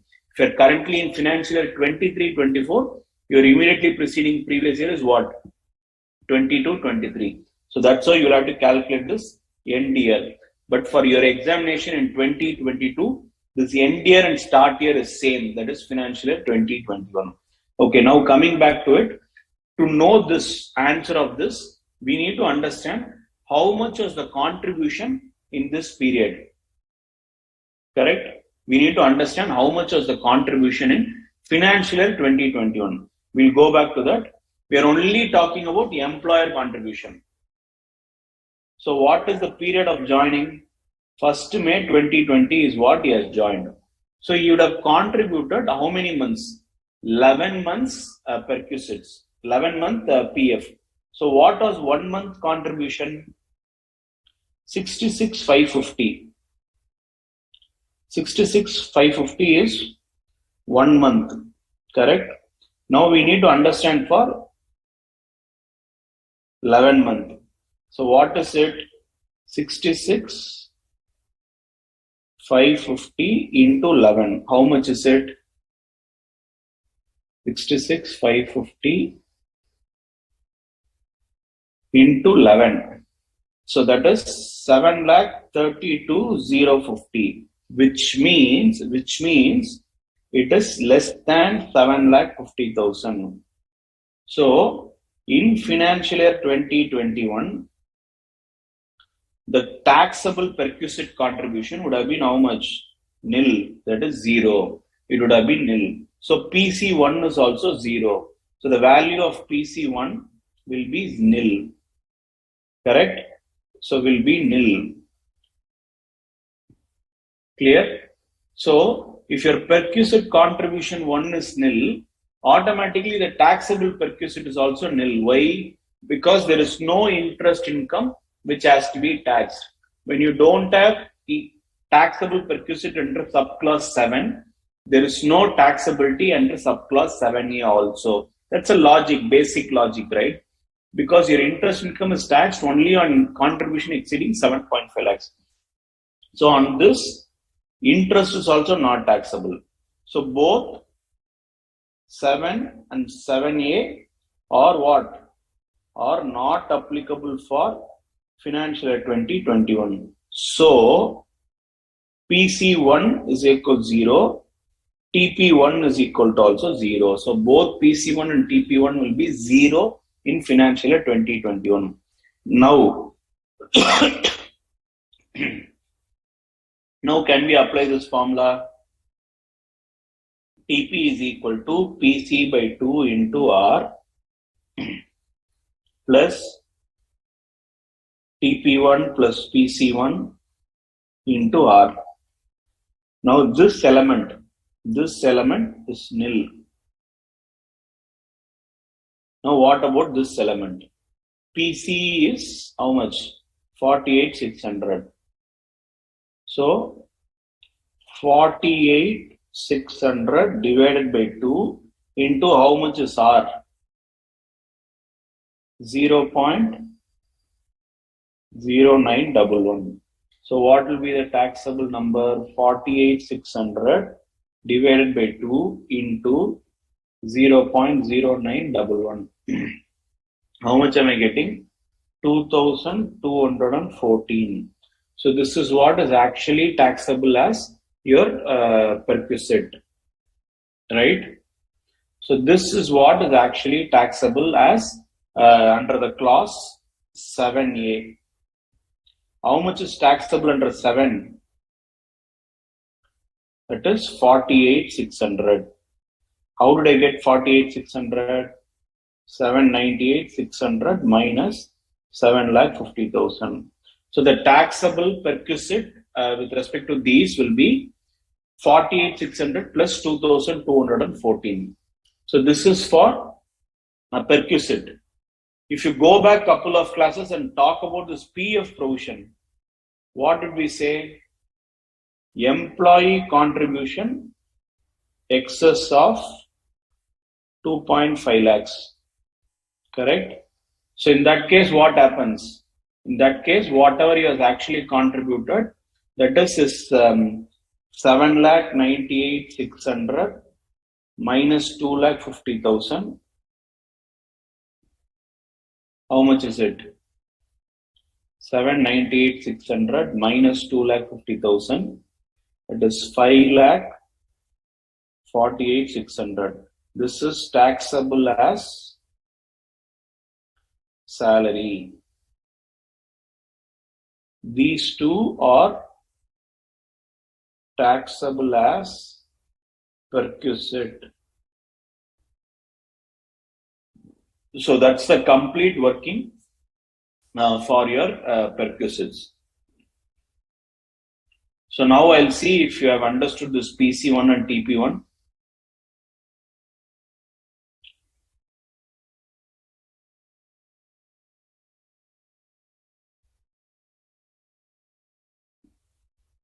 Rashmin, any interest income from previous balance of NPS or assets will be taxable under IFOs. See, basically your interest income, provident fund and all is taxable under your salary. Superannuation fund also is taxable under salary because to a certain extent it is all exempt. For national pension scheme also, whatever you are investing up to a eligible limit, it is exempt. So if you ask me whether interest income is taxable under IFOs for NPS and ASAF, yes, you are right, but only beyond what it is taxable. So if it is actually a taxable portion, then it comes there. That probably we'll understand when we are going through the chapter IFOs.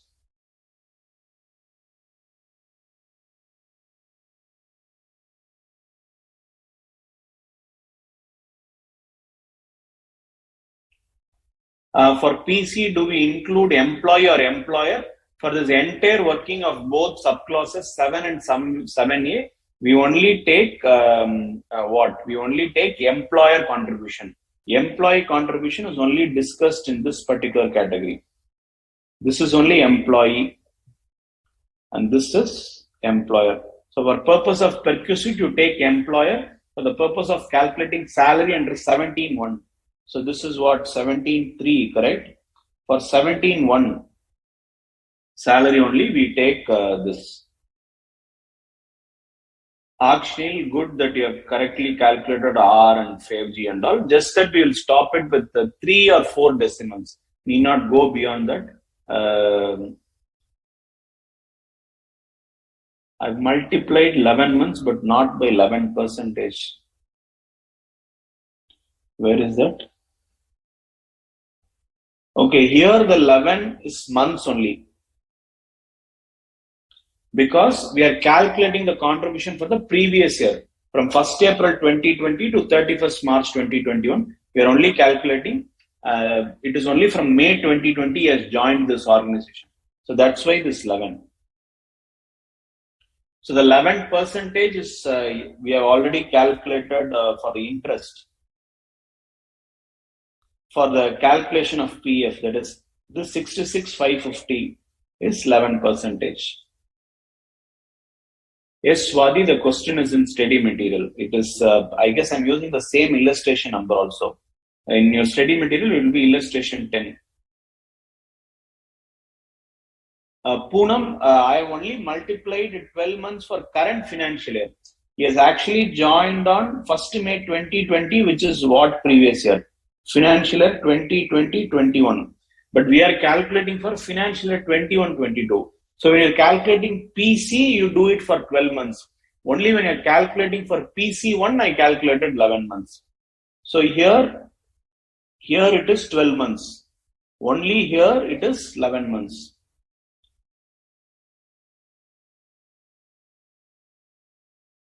Why are we using current year data for EP? That's actually a good question.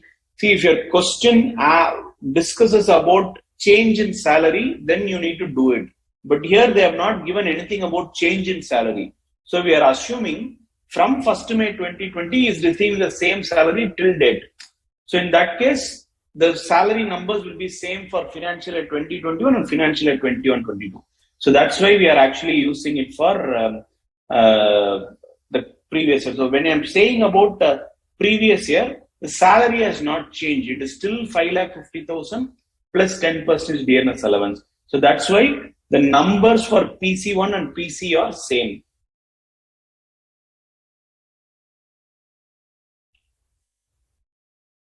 If Madhuri, if PC1 is 8 lakhs, of course the PC1 will be 50,000, correct? Once you know that it is 50,000, you will have to apply this TP formula for previous year and identify TP. Only then you get TP1. So probably we don't have sufficient information to calculate that. So your question itself is given so to an extent that we only calculate for 1 year. So if you need for previous year, if as per your question, Madhuri, if your PC1 is an additional contribution of 50,000, then TP1 has to be calculated using this formula only. So must be calculated using this formula. For that, we don't have sufficient information. 5,48,600, which is taxable as salary. I think it includes 48,600, which is again being taxable as this. So where is 548,600? Oh, okay, I understood. See, Swarup, we are talking about two contributions, employee, employer. Whatever we are calculating here, this employee and employer, Here, this 48,600 is only employer, correct? But this is for employee. So this is for employee. So that's why there is no duplication. So this 548,600 and 48,600 are different contributions, employee and employer.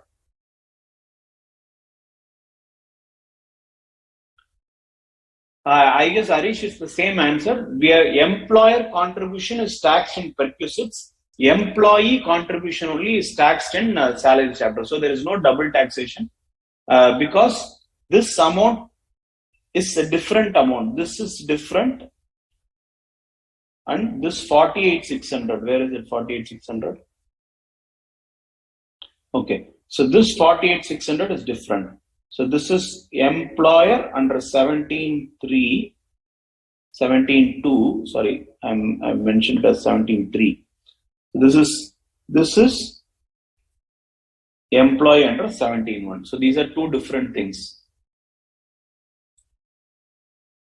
Ankit Gupta, is the rate same for PC1 calculation? Yes, the rate doesn't change for PC1 and TP1.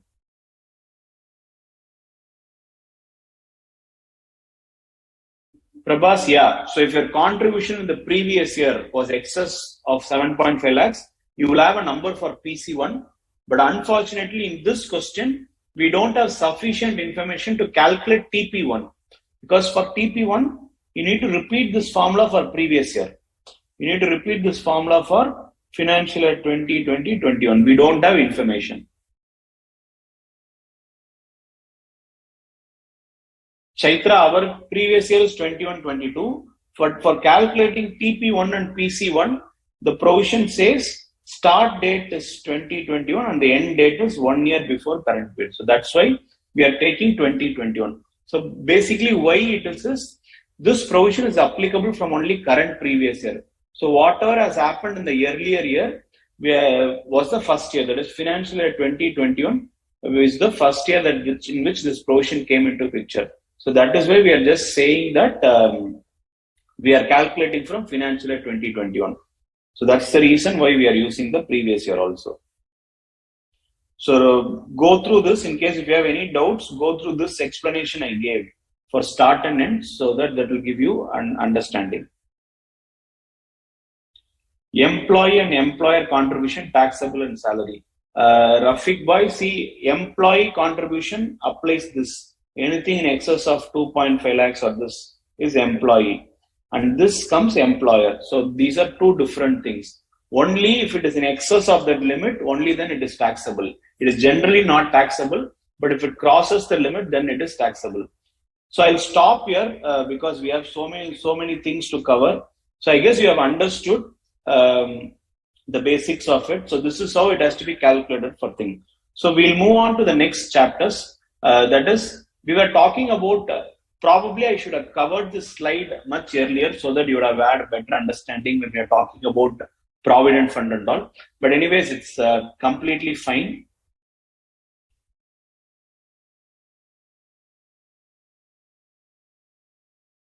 For this, with respect to this illustration 10, wherever we are talking about the previous year working, you can refer to your RTP for May 22, question 10, where the previous year computation is also provided in the RTP. So you can go through that question number 10 of RTP to just have an understanding of how that PC1 and TP1 are computed. Moving on, this superannuation fund, it's basically exempt. Superannuation fund is also something like your gratuity only. It does not. There's no big difference between gratuity and superannuation fund, but rather superannuation is a very elite club. It is exclusively for top managements and all, where there are only very few persons who will fall under that. So it is only applicable who are extremely important for the organization, not like a gratuity where almost every employee will get covered. So that's probably the only major difference practically I can explain you. Other than that, approved superannuation fund is exempt if the payment is made in case of death or in case of his retirement. retirement or after the specified age. So in which he is actually retiring, or probably he has to retire, he has no other option, by way of refund on contribution. Again, it's also death of a beneficiary. And then if you're transferring the fund to ATCCD. If you remember, this was there in PF also. In PF also, if you're actually transferring the PF fund to a fund in ATCCD, it is not taxable. So similarly here also, superannuation fund, if you're actually transferring it to a fund in National Pension Scheme, that is NPS, that is also exempt. So that's what it is about, superannuation fund. So that is covered under section 10, clause 13. So that's about your superannuation fund. So now we'll move on to next category, that is, it is tax free for all employees. So there is no taxability for all these employees. So basically, telephone reimbursements, so whatever has been telephone reimbursements is actually tax free. Transport facility, if the company is a transport business and if they are giving this transport facility, then it is not a perquisite. It is tax free for all the persons. So for persons in the business of transport who is giving free or concessional transport facility to the employees, it is completely free. Similarly, privilege passes or something, Indian Railways to employees. So employees of Indian Railways getting this privilege ticket for free travel and other thing is not a taxable perquisite. Similarly, government providing perquisites to Indian citizen outside India.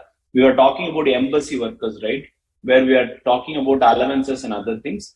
So in those cases, whatever is actually provided. So this government providing perquisites to Indian citizen outside India. So one of the probable example could be the embassy thing that we are talking about. So apart from that, employers' contributions to staff group insurance scheme.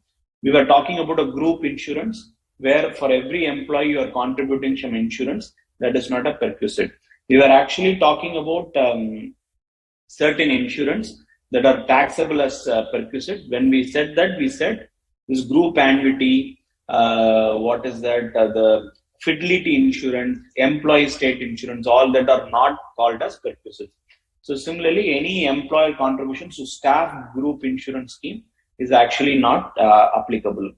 Then annual premium by employer on accident policy, another insurance policy to meet these expenditures on accident policy. And then you have refreshment provided to all employees during working hours in office premises. So any office snacks, at 4 o'clock you are given tea, coffee, a snack. Morning you are provided some coffee or whatever. All that is not a taxable perquisite. And subsidized lunch up to ₹50 per meal provided during working hours in office premises. So if you actually see the condition, it must be during the working hours in the office premises. Up to ₹50, it is not taxable. And then you have recreational facilities. So any club facilities provided to all employees, a common facility. Let's say there is a hall where you can play table tennis, where probably you can play carom board, chess, or whatever it is. Such recreational facilities provided to all employees is not taxable. And then amount spent on training of employees. So if there is any expenditure incurred to train employees, so whatever it is relating to the training, refresher course, and respective boarding and lodging also of the trainer and others. Let's say there are 100 employees. You send them to from Chennai to Mumbai for a training course, bring them back. So those expenditure, including boarding and lodging, is not taxable. And some payable by an employer to recognized provident fund and this approved superannuation fund. So why are they calling that as not taxable? As we told you, what is it? If it is less than 7.5 lakhs, correct? So this 7.5 lakhs limit. So if it is less than 7.5 lakhs, it comes under this tax free. Similarly, leave travel concession, we will discuss it a little later. Medical facilities also we will discuss it. Any rent-free official, we discussed in the previous slides, where we said rent-free accommodation is a taxable perquisite under subclause 1. But if it is provided to a judge of Supreme Court, High Court, or an officer of Parliament, it is not a taxable perquisite. Similarly, all those things.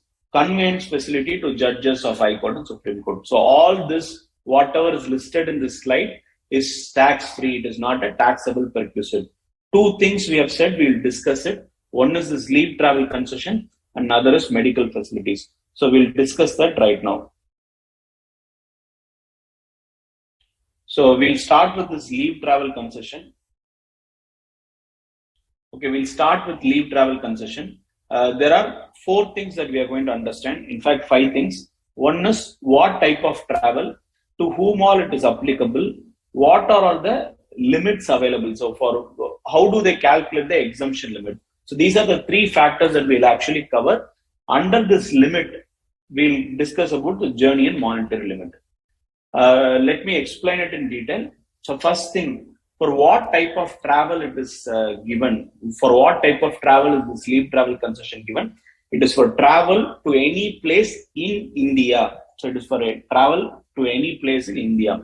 Similar to your, so this leave travel concession is only for leave for travel. Whatever we saw earlier was leave salary, leave encashment. That is unutilized leave being taken as money. But here we are talking about the word travel. So leave travel concession.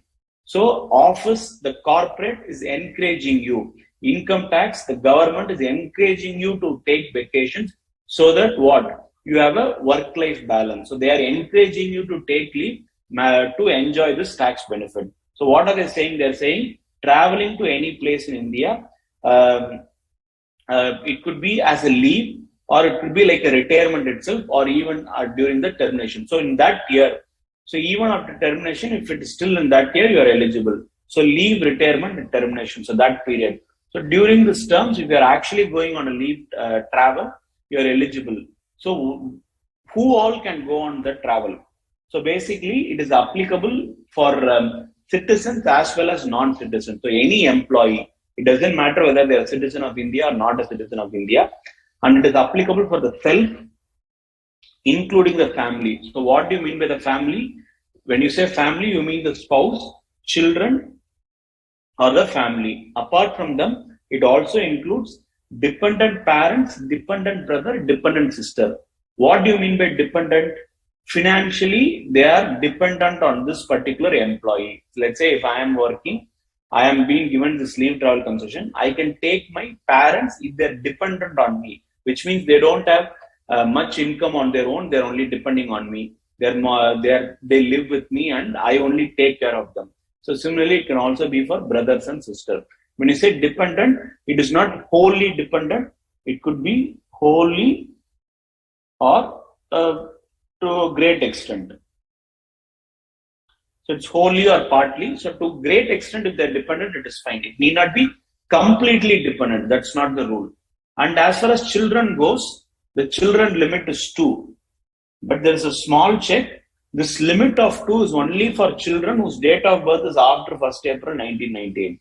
So if a children born before 1st April 1998, there is no limitation on the numbers. So only if they're born after 1st April 1998, 2. And there is also one more thing. It is not applicable for multiple birth. So if there are twins, let's say first you have if you have a child and then you have a twins. In that case, for all 3 you can claim, because the multiple birth is not considered. Because of that, if it is crossing 2, because of this multiple birth, if you are crossing that number 2, then it is not allowed. So that's what it is. So let me repeat. Maximum allowed children is 2. And when you say 2, it is not applicable for children whose date of birth is after before 1st April 1998. And similarly, it is not applicable for twins or multiple birth, where the second, we'll see an example to understand that, how that multiple birth works. Okay, so now it is applicable for travel to a place in India to self and family members. We also saw the restrictions.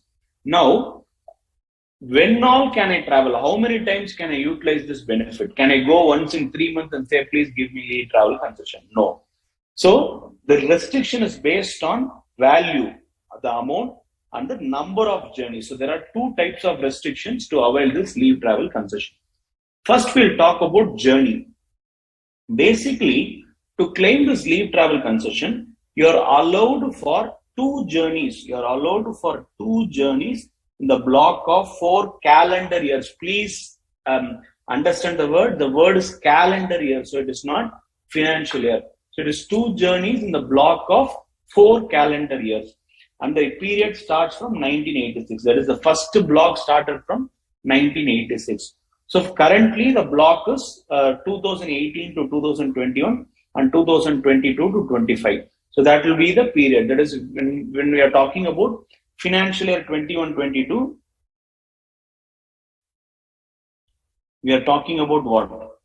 April to December of 21, Jan to March of 22. So we also fall under, for this your examination period, it also falls under 2018 to 21 block year, also 22 to 25.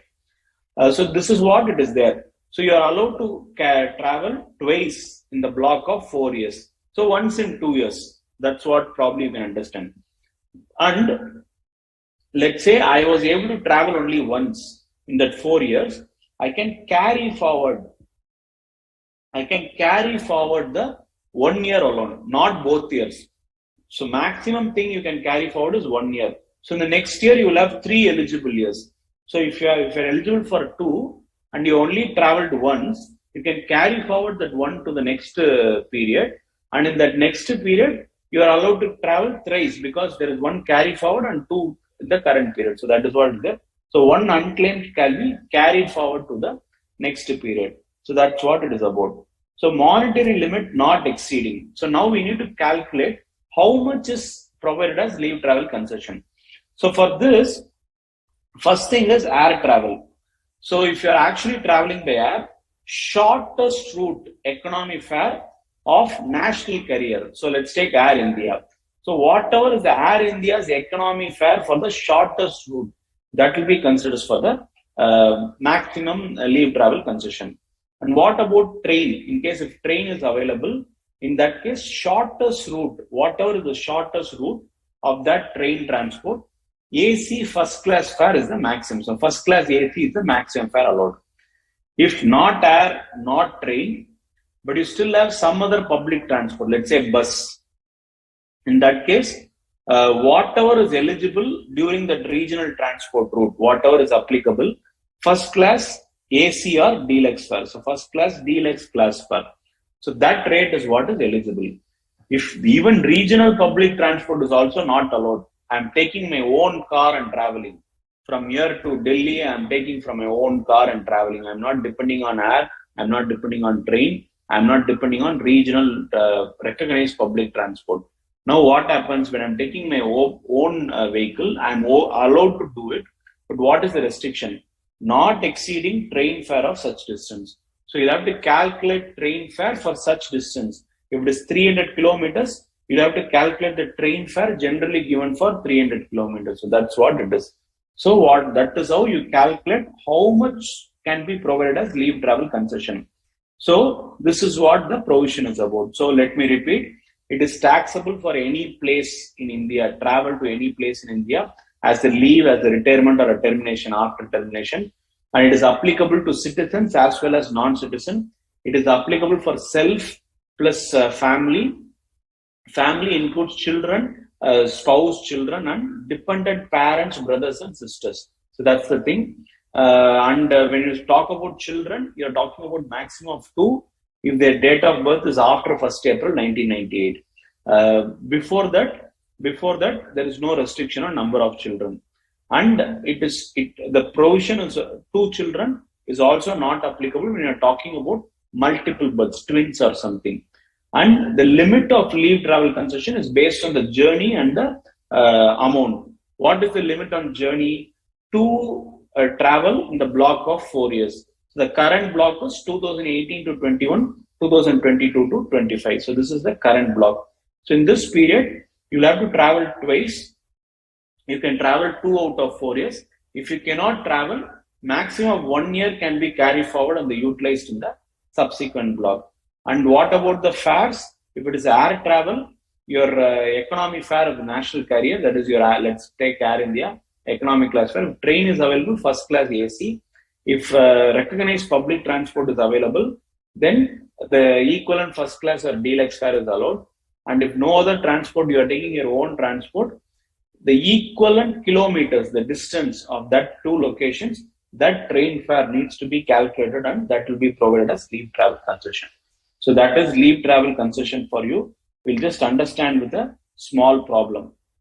So Mr. Dilip went on holiday on 25th December 2021 to Delhi.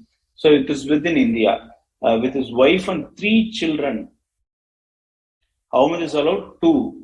But one son is age 5 and the twin daughters age 3 years. So the first kid is 5 years old. The second kid is twins. So there are 2 kids in 3 years old. They went by flight economy class and the total cost of tickets reimbursed by employer was 60,000, 45,000 for adults and 15,000 for 3 minor children. Compute the exempt. So if you actually look at it, the first kid is 5 years. Second kid 3 years is twin.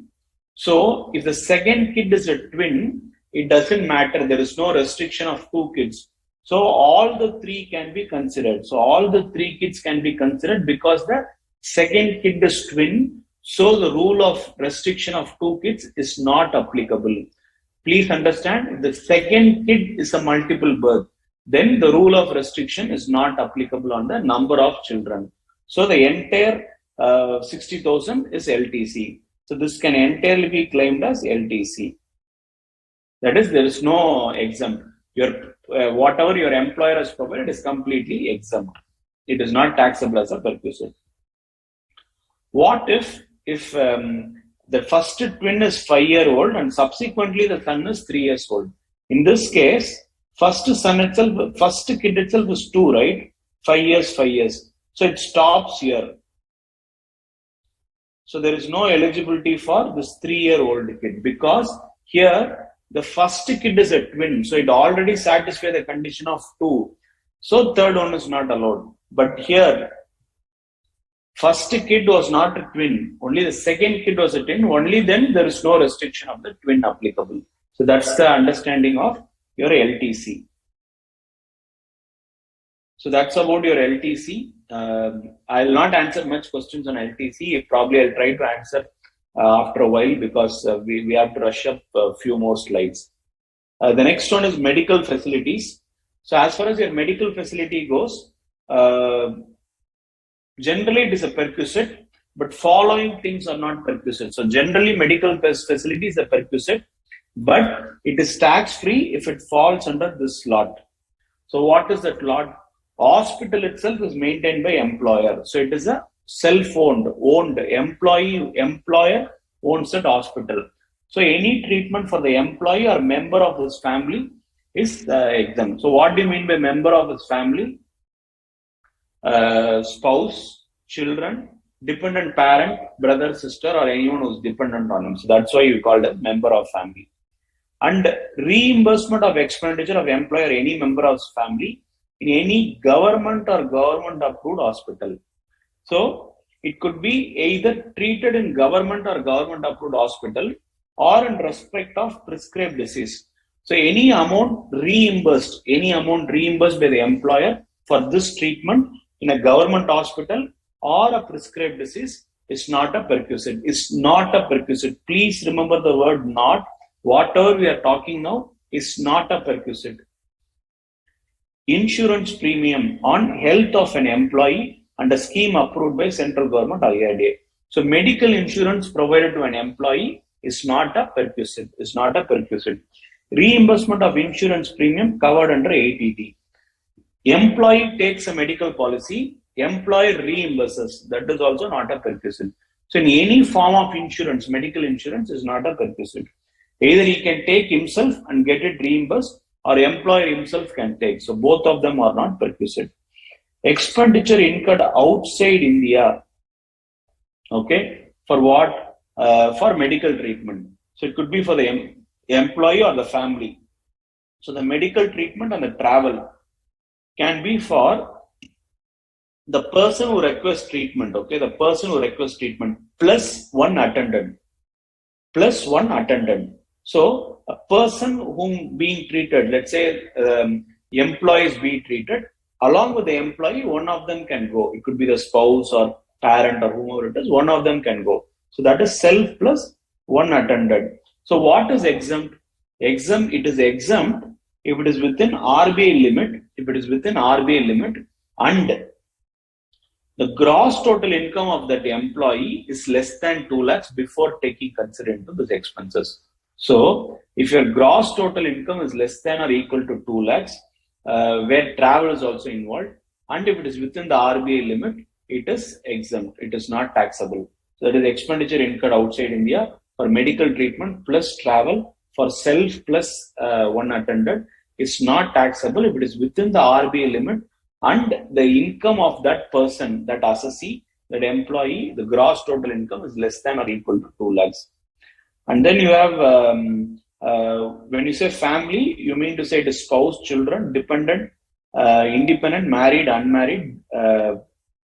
Children can be, this is for children. Children can be dependent, independent, married, or unmarried. For children, there is no restriction. But for others, that is parents, brothers, sisters, it must be dependent. So please understand, for children, it need not be a dependent children. Dependent, independent, married, unmarried. So all of them are covered. So any form of children, any age of children, let's put it that manner. So that's what it is. So these are the medical facilities that is taxed. We'll understand this with a small illustration. So now this 7,000 is what? The first thing is medical premium paid for insuring health. What did we say? Medical insurance paid for the premium of health is, it is not applicable because it's an insurance premium. So this is not a perquisite, right? So 7,000 is not a perquisite. Treatment of Mr. Gokul by his family doctor, allowed or not allowed? It is a perquisite. Why? Because whatever treatment is being made in the organization's own hospital, government hospital, or prescribed disease, only then it is not a perquisite. But if you are being treated in a private hospital, it is a perquisite. And treatment of Mr. Gokul only is the employee. So whatever is there is not a perquisite because it is treated in your government hospital. Grandfather in a private hospital. First of all, grandfather is not part of the family itself. So whatever it is there will be treated as your taxable perquisite. And then mother by family doctor. Mother being dependent is eligible, but family doctor is not eligible. So this is also taxable. Sister dependent is eligible, but private hospital is not eligible. So that is also taxable, 3,000. And then you have treatment of brother independent. Brother independent is not allowed. So brother, sister, parent, it must be a dependent. So this independent thing is also taxable. Treatment is of father dependent abroad. So parent dependent is allowed. They are part of family member, but only within the limits.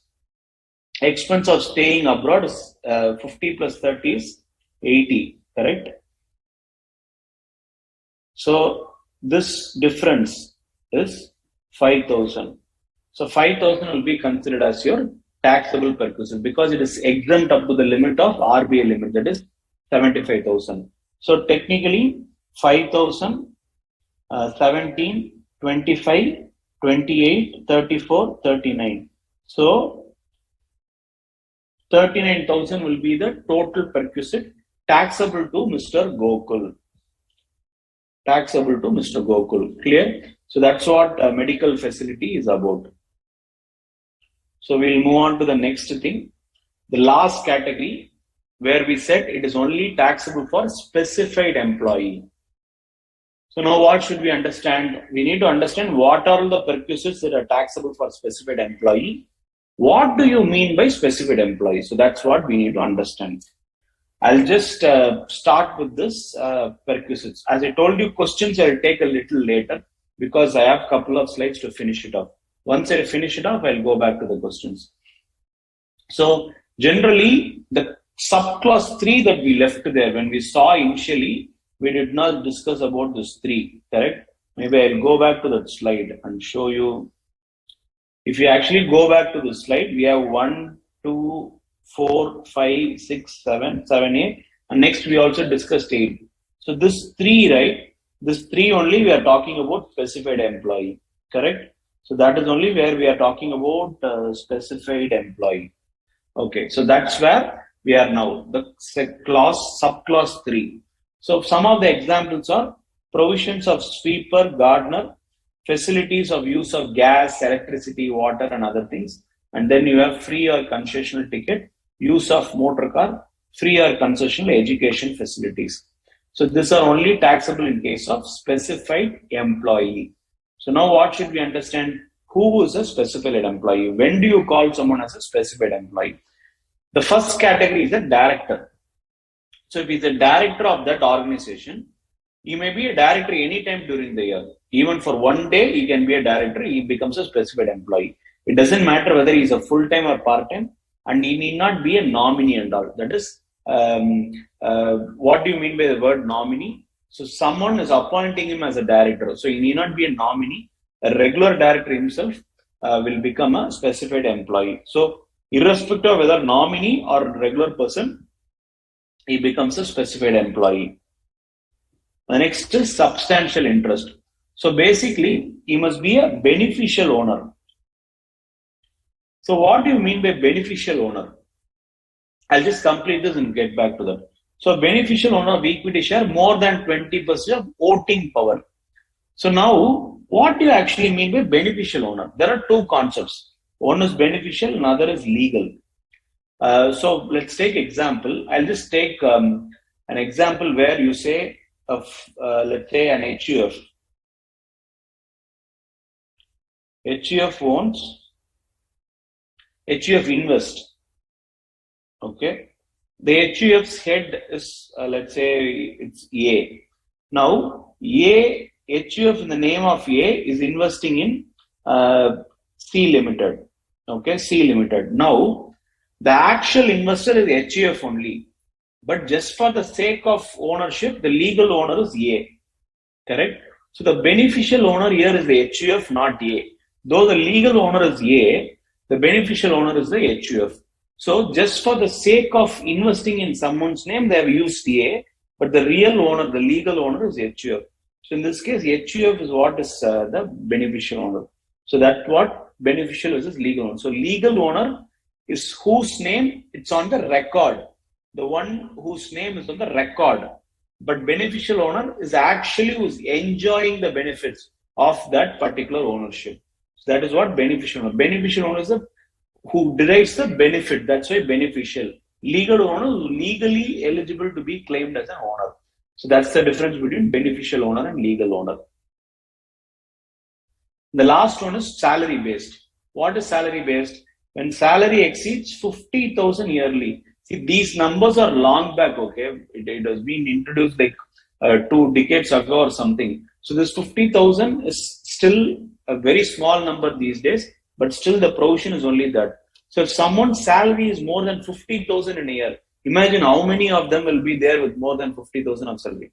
Almost more or less everyone who falls under the income tax category will be having a salary of more than 50,000 yearly, not even monthly. Just read the word yearly. So if it's exceed 50,000, it's there. But while calculating to 50,000, you only have to consider whatever are the taxable monetary benefits. You only have to include whatever is called as the taxable monetary benefits. So anything which is non-monetary or anything which is exempt should not be considered. So if someone is drawing salary 50,000 or more in a particular year, then they are also called as specified employee. So there are 3 categories of specified employee. A director, he can be director at any time or during the year. He might be a full-time or a part-time director. He may be a nominee or he need not be the nominee. It can be a regular director. And then substantial interest, beneficial owner owning more than 20% of equity share. When you say voting power, they have the right to vote. That is, equity shares only has the right to vote. Your preference shares or debenture, your preference shares, they may not have the right to vote, right? So when you say voting power, it is equity shares. So they must be the beneficial owner, even though if they're not the legal owner.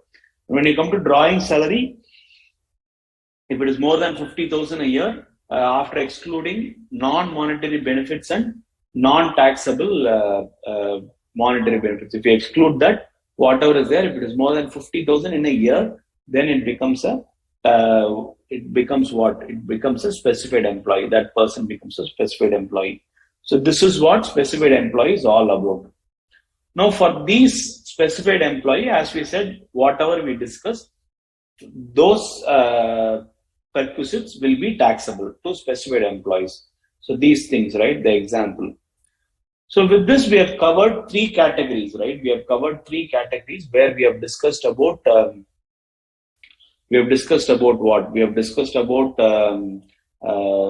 this tax for all employees, tax free for all employees, and taxable for specified employees. Now we'll go into the valuation. Okay, we'll go into the valuation. We were talking about one of you also questioned, if it is in kind, how do you value? If it is in kind, how do you bring a monetary value? So that's what we are going to see. Now, the first one we are going to discuss about is a residential accommodation. So I will start with this residential accommodation. I will probably be covering two valuation alone today, residential and motor car. Rest of the thing we'll see in the next session. So probably another 15-20 minutes, I'll cover this residential accommodation, take few minutes for answering questions, and then wind up this today's session. So now residential accommodation, value of residential accommodation. So how do you determine the value? They are categorizing it. First is if the central government or a state government is giving to its employee. So central government or state government is giving an residential accommodation to the employee to handle the official duties. Whatever is the license fee determined by the government will become the value of that accommodation. So this license fee will be determined by the central government or such state government, the particular state government for whom we are talking about. So for these two only, we are talking about this central government or such state government. That license fee will be your value of your residential accommodation. That will be the perquisite. Next category is a residential accommodation. Residential accommodation is actually owned by the employer itself. Residential accommodation is actually owned by the employer. So for this, they are categorizing this location based on the census. The census held in 2001. If the population is more than 25 lakhs, 15% of salary. Okay. And if population is between more than 10 lakhs but less than 25 lakhs, then it is 10. For any other cases, it is 7.5%.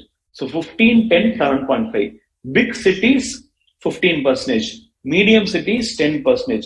Small towns, villages, it is 7.5%. 15, 10, and 7.5. These are the three ranges for if it is owned by employer. So whatever you calculate will become the valuation. 15% of salary or 10% of salary or 7.5% of salary. Let's say it is actually not owned. Instead, it is leased by the employer. It is leased by the employer. So whatever rent is being paid by that employer, paid or payable, or 15% of salary, whichever is less. Okay. WEL is whichever is less. So lease rent paid or 15% of salary, whichever is less. Now, there could also be a scenario and employee is being transferred. Let's say a person is currently working in Mumbai, is being transferred to Kolkata. Now, to actually transfer, he might have to, before he finds a house or something, he might have to go to a hotel and stay in Kolkata till he finds a proper place. So that period is actually called as perquisite. For that, they say 24% of salary or actual hotel charges, whichever is lower. So earlier we spoke about 15, 10, and 7.5. Here we are talking about 24%. So for hotel, it is 24% of salary or the actual hotel charges, whichever is lower. There is a small detail here. Basically, if the total stay because of transfer is less than or equal to 15 days, that is, if it is up to 15 days, it is not a perquisite at all. So if a person, Mumbai to Kolkata, is being transferred, the stay that he was in hotel is less than 15 days, then less than or equal to 15 days, then it is not a perquisite. There is nothing taxable.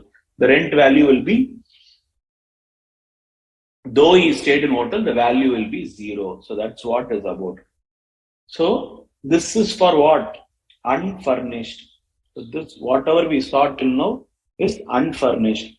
Now in this unfurnished, what if there is also some furnishers given? They give you a microwave, they give you a TV, they give you a refrigerator, they give you all those things. What happens? If those fixed assets, that is those furnishers, are owned by the employer, 10% of the cost. It is actually rented, then the rental charges, the higher charges. So only this is actually considered as your additional charges. So whatever you have actually unfurnished plus this furnished becomes your thing. And that is one thing, okay? So it will be basically the total value will be unfurnished plus furnished. So that only will be taken as your total thing. And if there is something recovered from the employee, less recovered. So if something has been paid back by the employee, that can be adjusted. So unfurnished plus furnished minus recovered from the employee is actually the perquisite of residential accommodation. And one more thing to understand with respect to transfer, what is being given is transfer resulting in two accommodation. What do they say? Let's say I am in Mumbai, same organization, I am moving to Kolkata. Now this company has already given me an accommodation in Mumbai, is now also giving a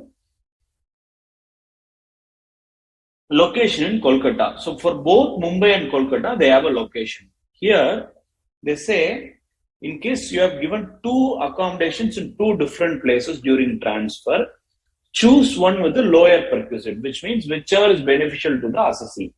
So choose one with the lower perquisite. So identify the perquisite valuation of Mumbai property, identify the perquisite valuation of Kolkata property, whichever is lower will be considered as the perquisite.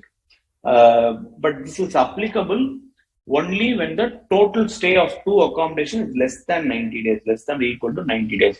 If it is crossing 90 days, both Mumbai property and Kolkata property will be treated as perquisite. So that's what it is. So during transfer, if you have been given a property in both the locations at the same time, up to 90 days, you treat only one, whichever is beneficial to the employee. Else both of them will be considered as perquisite. And business like mining site, onshore or oil power site or something, where it's a temporary structure less than 800 square feet, it is not a perquisite at all. It will not be considered as. And similarly, if it's in a remote area, which is more than 40 kilometers from a town whose population is more than 20,000, for such location, it is not a perquisite. Whenever we are talking about this 800 square feet, there is one more thing where they said from the location, that is from the location, from what we are talking about, that is the power site or something. That power site or something where this temporary structure there should be more than 8 kilometers from the nearest town. So only then it's something like your agriculture, we talk about, right? Agriculture land. When is it called as a rural agriculture land? So similar to that, the total size of the property should be less than 800 square feet, and such property should be more than 8 kilometers from the nearest town. And the other situation is if it's more than 40 kilometers from the population more than 20,000. Only in that case, it will not be considered as a residential accommodation for the purpose of valuation with respect to these business, mining site, onshore and other things. And if it's central government or state government or deputing a person in some particular person, let's say central government is appointing a person and sending it to some other company and letting them stay in an accommodation. So in such a situation, that accommodation will be treated as if it is owned by employer. So this provision will apply.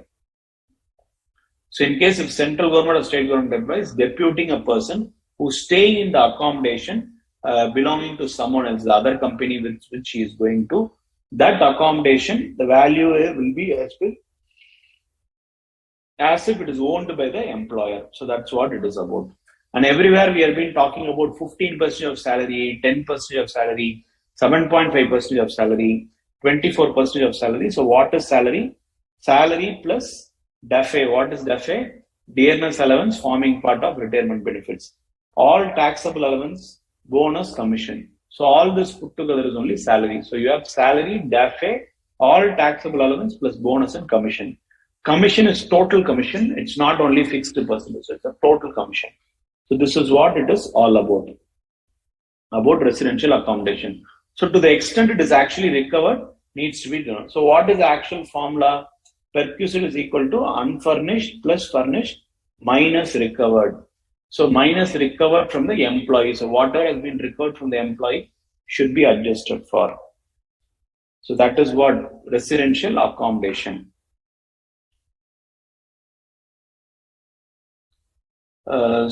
So probably this is the formula. So illustration, Charles is the finance manager. So basic salary is 6,000. Dearness allowance is 2,000, where only 30% is forming. So we'll keep this as what? 600. Bonus is 1,500. So 6,000, 6,600, 8,100. So total will be 6,000 plus 600 plus 1,500 will be what? 8,100.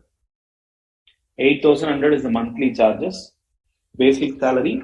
Even though the company allotted the house on 1st April 2021, you occupy the same only from 1st November 2021. Whenever you are talking about the 15% of salary or 10 or 7.5 or 24, whatever it is only for the period for which they were staying in that accommodation. It is not anything else. It is only for the period which they are staying. So in this case, it is only from 1st November. So which means it is 5 months. So for this 8,100, Charles Finance Manager is provided with the rent-free accommodation in Mumbai. So what is it? It is 8,100. So the calculation of perquisite, what will happen? 8,100 is the salary. Now we need to calculate 8,100 into 15%. So that will only be a total thing. So what will be there? So do the number. I'll just calculate it and see how that does that work. So it will be 8,100. 8,100 into 5 months, correct? So he has been only working for 5 months. So I'll just put it here itself. 8,100 into 5. So that will be 45,000, right? 40,500. So into 15%, because the city is Mumbai. So since it is Mumbai, 15% will be called as things. So it will be 6,075. So 6,075 will be the actual perquisite in this case. How did we arrive there? We took the salary for the period he has worked. November, December, January, February, March. We have calculated the 5-month charge. Since it is Mumbai, we are multiplying 15%. So that's what it is. And what will be is actually receiving 1,000 per month. It is 6,075 minus 5,000. That is 1,000 into 5. Correct? So this is 1,000 into 5 months. So 5,000 is adjusted. So the actual perquisite will be 1,075. Using the data, recompute, the owner is not owning the property, is only renting it out. So in that case, what did we say? 15%, which is 6,075, or 1,200 into 5, 6,000, whichever is lower, correct? So 6,000 will be the actual cost. In that case, 6,000 minus 5,000 will be 1,000. So here it will be 6,000 minus 5,000. So here it will be what? 1,000. That is 6,000 minus 5,000. 1,000 will be the perquisite. Using the data, if recompute has provided a TV, WDV is 10,000, cost is 25,000. So it's not WDV, it is 10% on cost. So this will be 2,500. Rent paid for ACs, 2 ACs. So that is 800, correct? The TV was provided on 1st January 2021. So this will also be what? You'll only have to take it for the proportion. So whatever is the proportion rent that we are talking about is what we need to take it. So how will you actually take it? We are only considering it for 2,500 for 3 months. So how do you do? it is 800 for 2 AC. So this is what you have to actually consider as thing. So how does it occur? It will be 400 into 800 for 5 months, correct? So 800 for 5 months, that will be 4,000. And then you will also actually calculate 2,500 for 3 months. So that will be what? How much? So 2,500, it will be 625. So totally it will be 4,625 plus 6,075. So that's how you have to compute when it comes to this particular thing.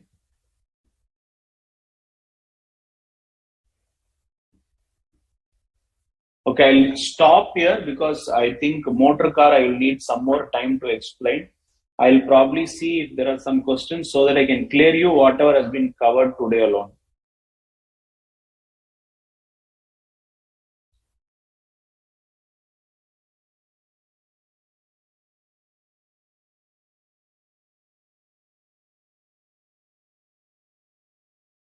If first birth is a twin child, then it is not applicable. So whatever you are talking about is only when the second child is a twin child. So if first child is a twin, it will not actually be applicable. So that is what there. No, any other questions?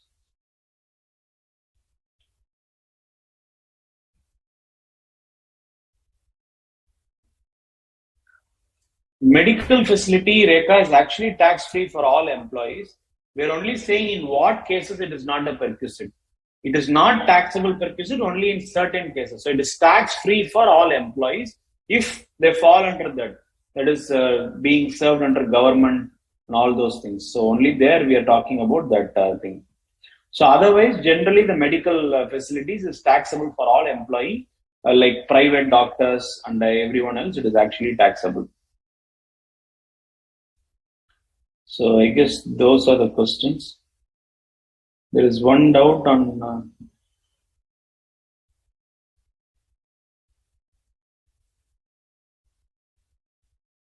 Give me a second.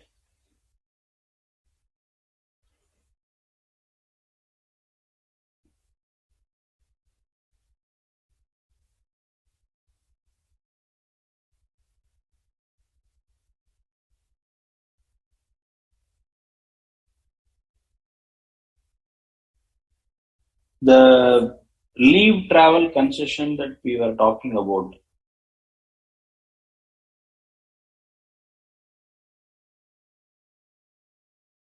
I've been noting it as April. I'm sorry, it is actually October. And one of you have pointed out. It's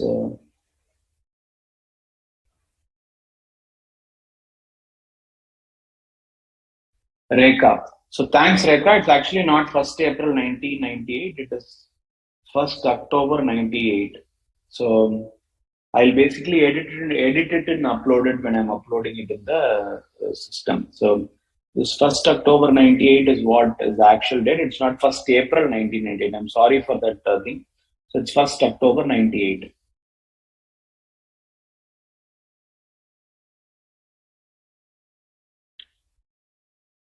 Rashmin Kumar, basically the specified salary, that is 50,000, is all inclusive. That is applicable for every employee.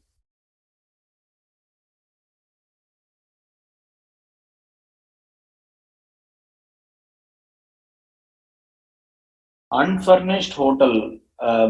See, I'll tell you, probably, I guess you're looking at, Swati, I guess you're looking at what you call, the study material. In study material, hotel will have nothing for unfurnished for a very simple reason. When you say hotel, it is already furnished. So the point here, whatever we are specifying it is, as far as hotel, this is always furnished. Just to bring it into one slide and give it as one single table, I've summarized this. So this hotel, it is actually furnished because when it comes to hotel, there is no concept of unfurnished or furnished. It is always furnished. You can never have a hotel that is unfurnished, correct? So there is nothing wrong in this slide as such. Just that this concept of unfurnished does not apply to hotel. So that's the only point. So as far as hotel goes, it is always furnished.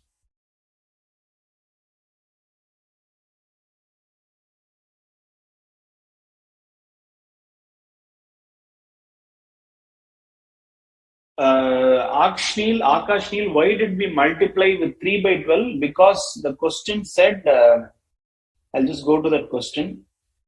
This was only provided on 1st January 21. So he has only used it for 3 months, January, February, March.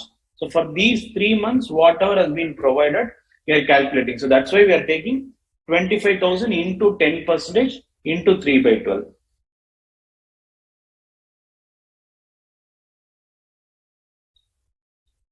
How come 2,500? Probably I'll do this again here.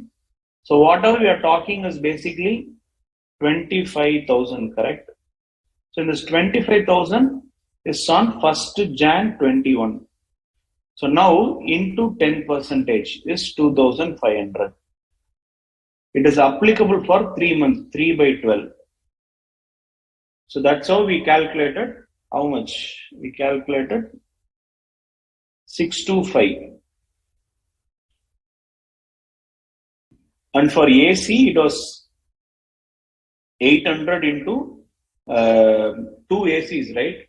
So 2 ACs. So that's why we have taken 800. So TV was provided on 1st January 21. For AC, they have not given the date.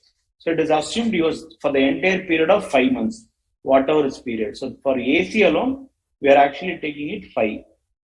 So it becomes 4,625. That is put together. It becomes 4,625. Madhuri is beneficial owner, employee of the company. How? Yes, he can be. So let's take this example. I'll explain the same thing which has been provided in the study material. A is an employee. Okay. In, let's say, ABC Limited. Now, A is Karta in HUF. Okay. So now, this HUF A has invested in ABC Limited. So this investment which HUF is being made is made in the name of A. So legal owner is A. Beneficial owner is HUFA. So these are two different persons, right? So HUFA and A. So a beneficial owner, this A is an employee of the organization, but he is the legal owner also, but he is not the beneficial owner. So that's what it is. There could also be a scenario where if, let's say, an employee himself is owning shares of that company. Let's say a person in Infosys, working in Infosys, is owning shares of Infosys. When they own more than 20% only, they become that category of specified employee. Otherwise, they are still shareholders. An employee can always be a shareholder of that organization. So need not be that he is not a shareholder. So beneficial owner, this is how it is explained. This example, whatever I've written here.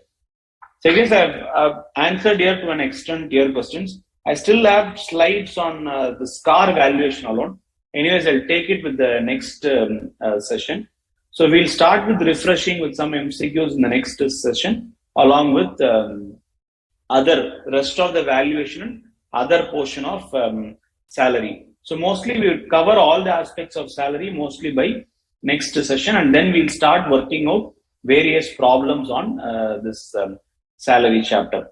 So that is it for today. I think I've already taken a lot of extra time here. So thanks for the wonderful session. Thanks a lot. We'll see you in the next session.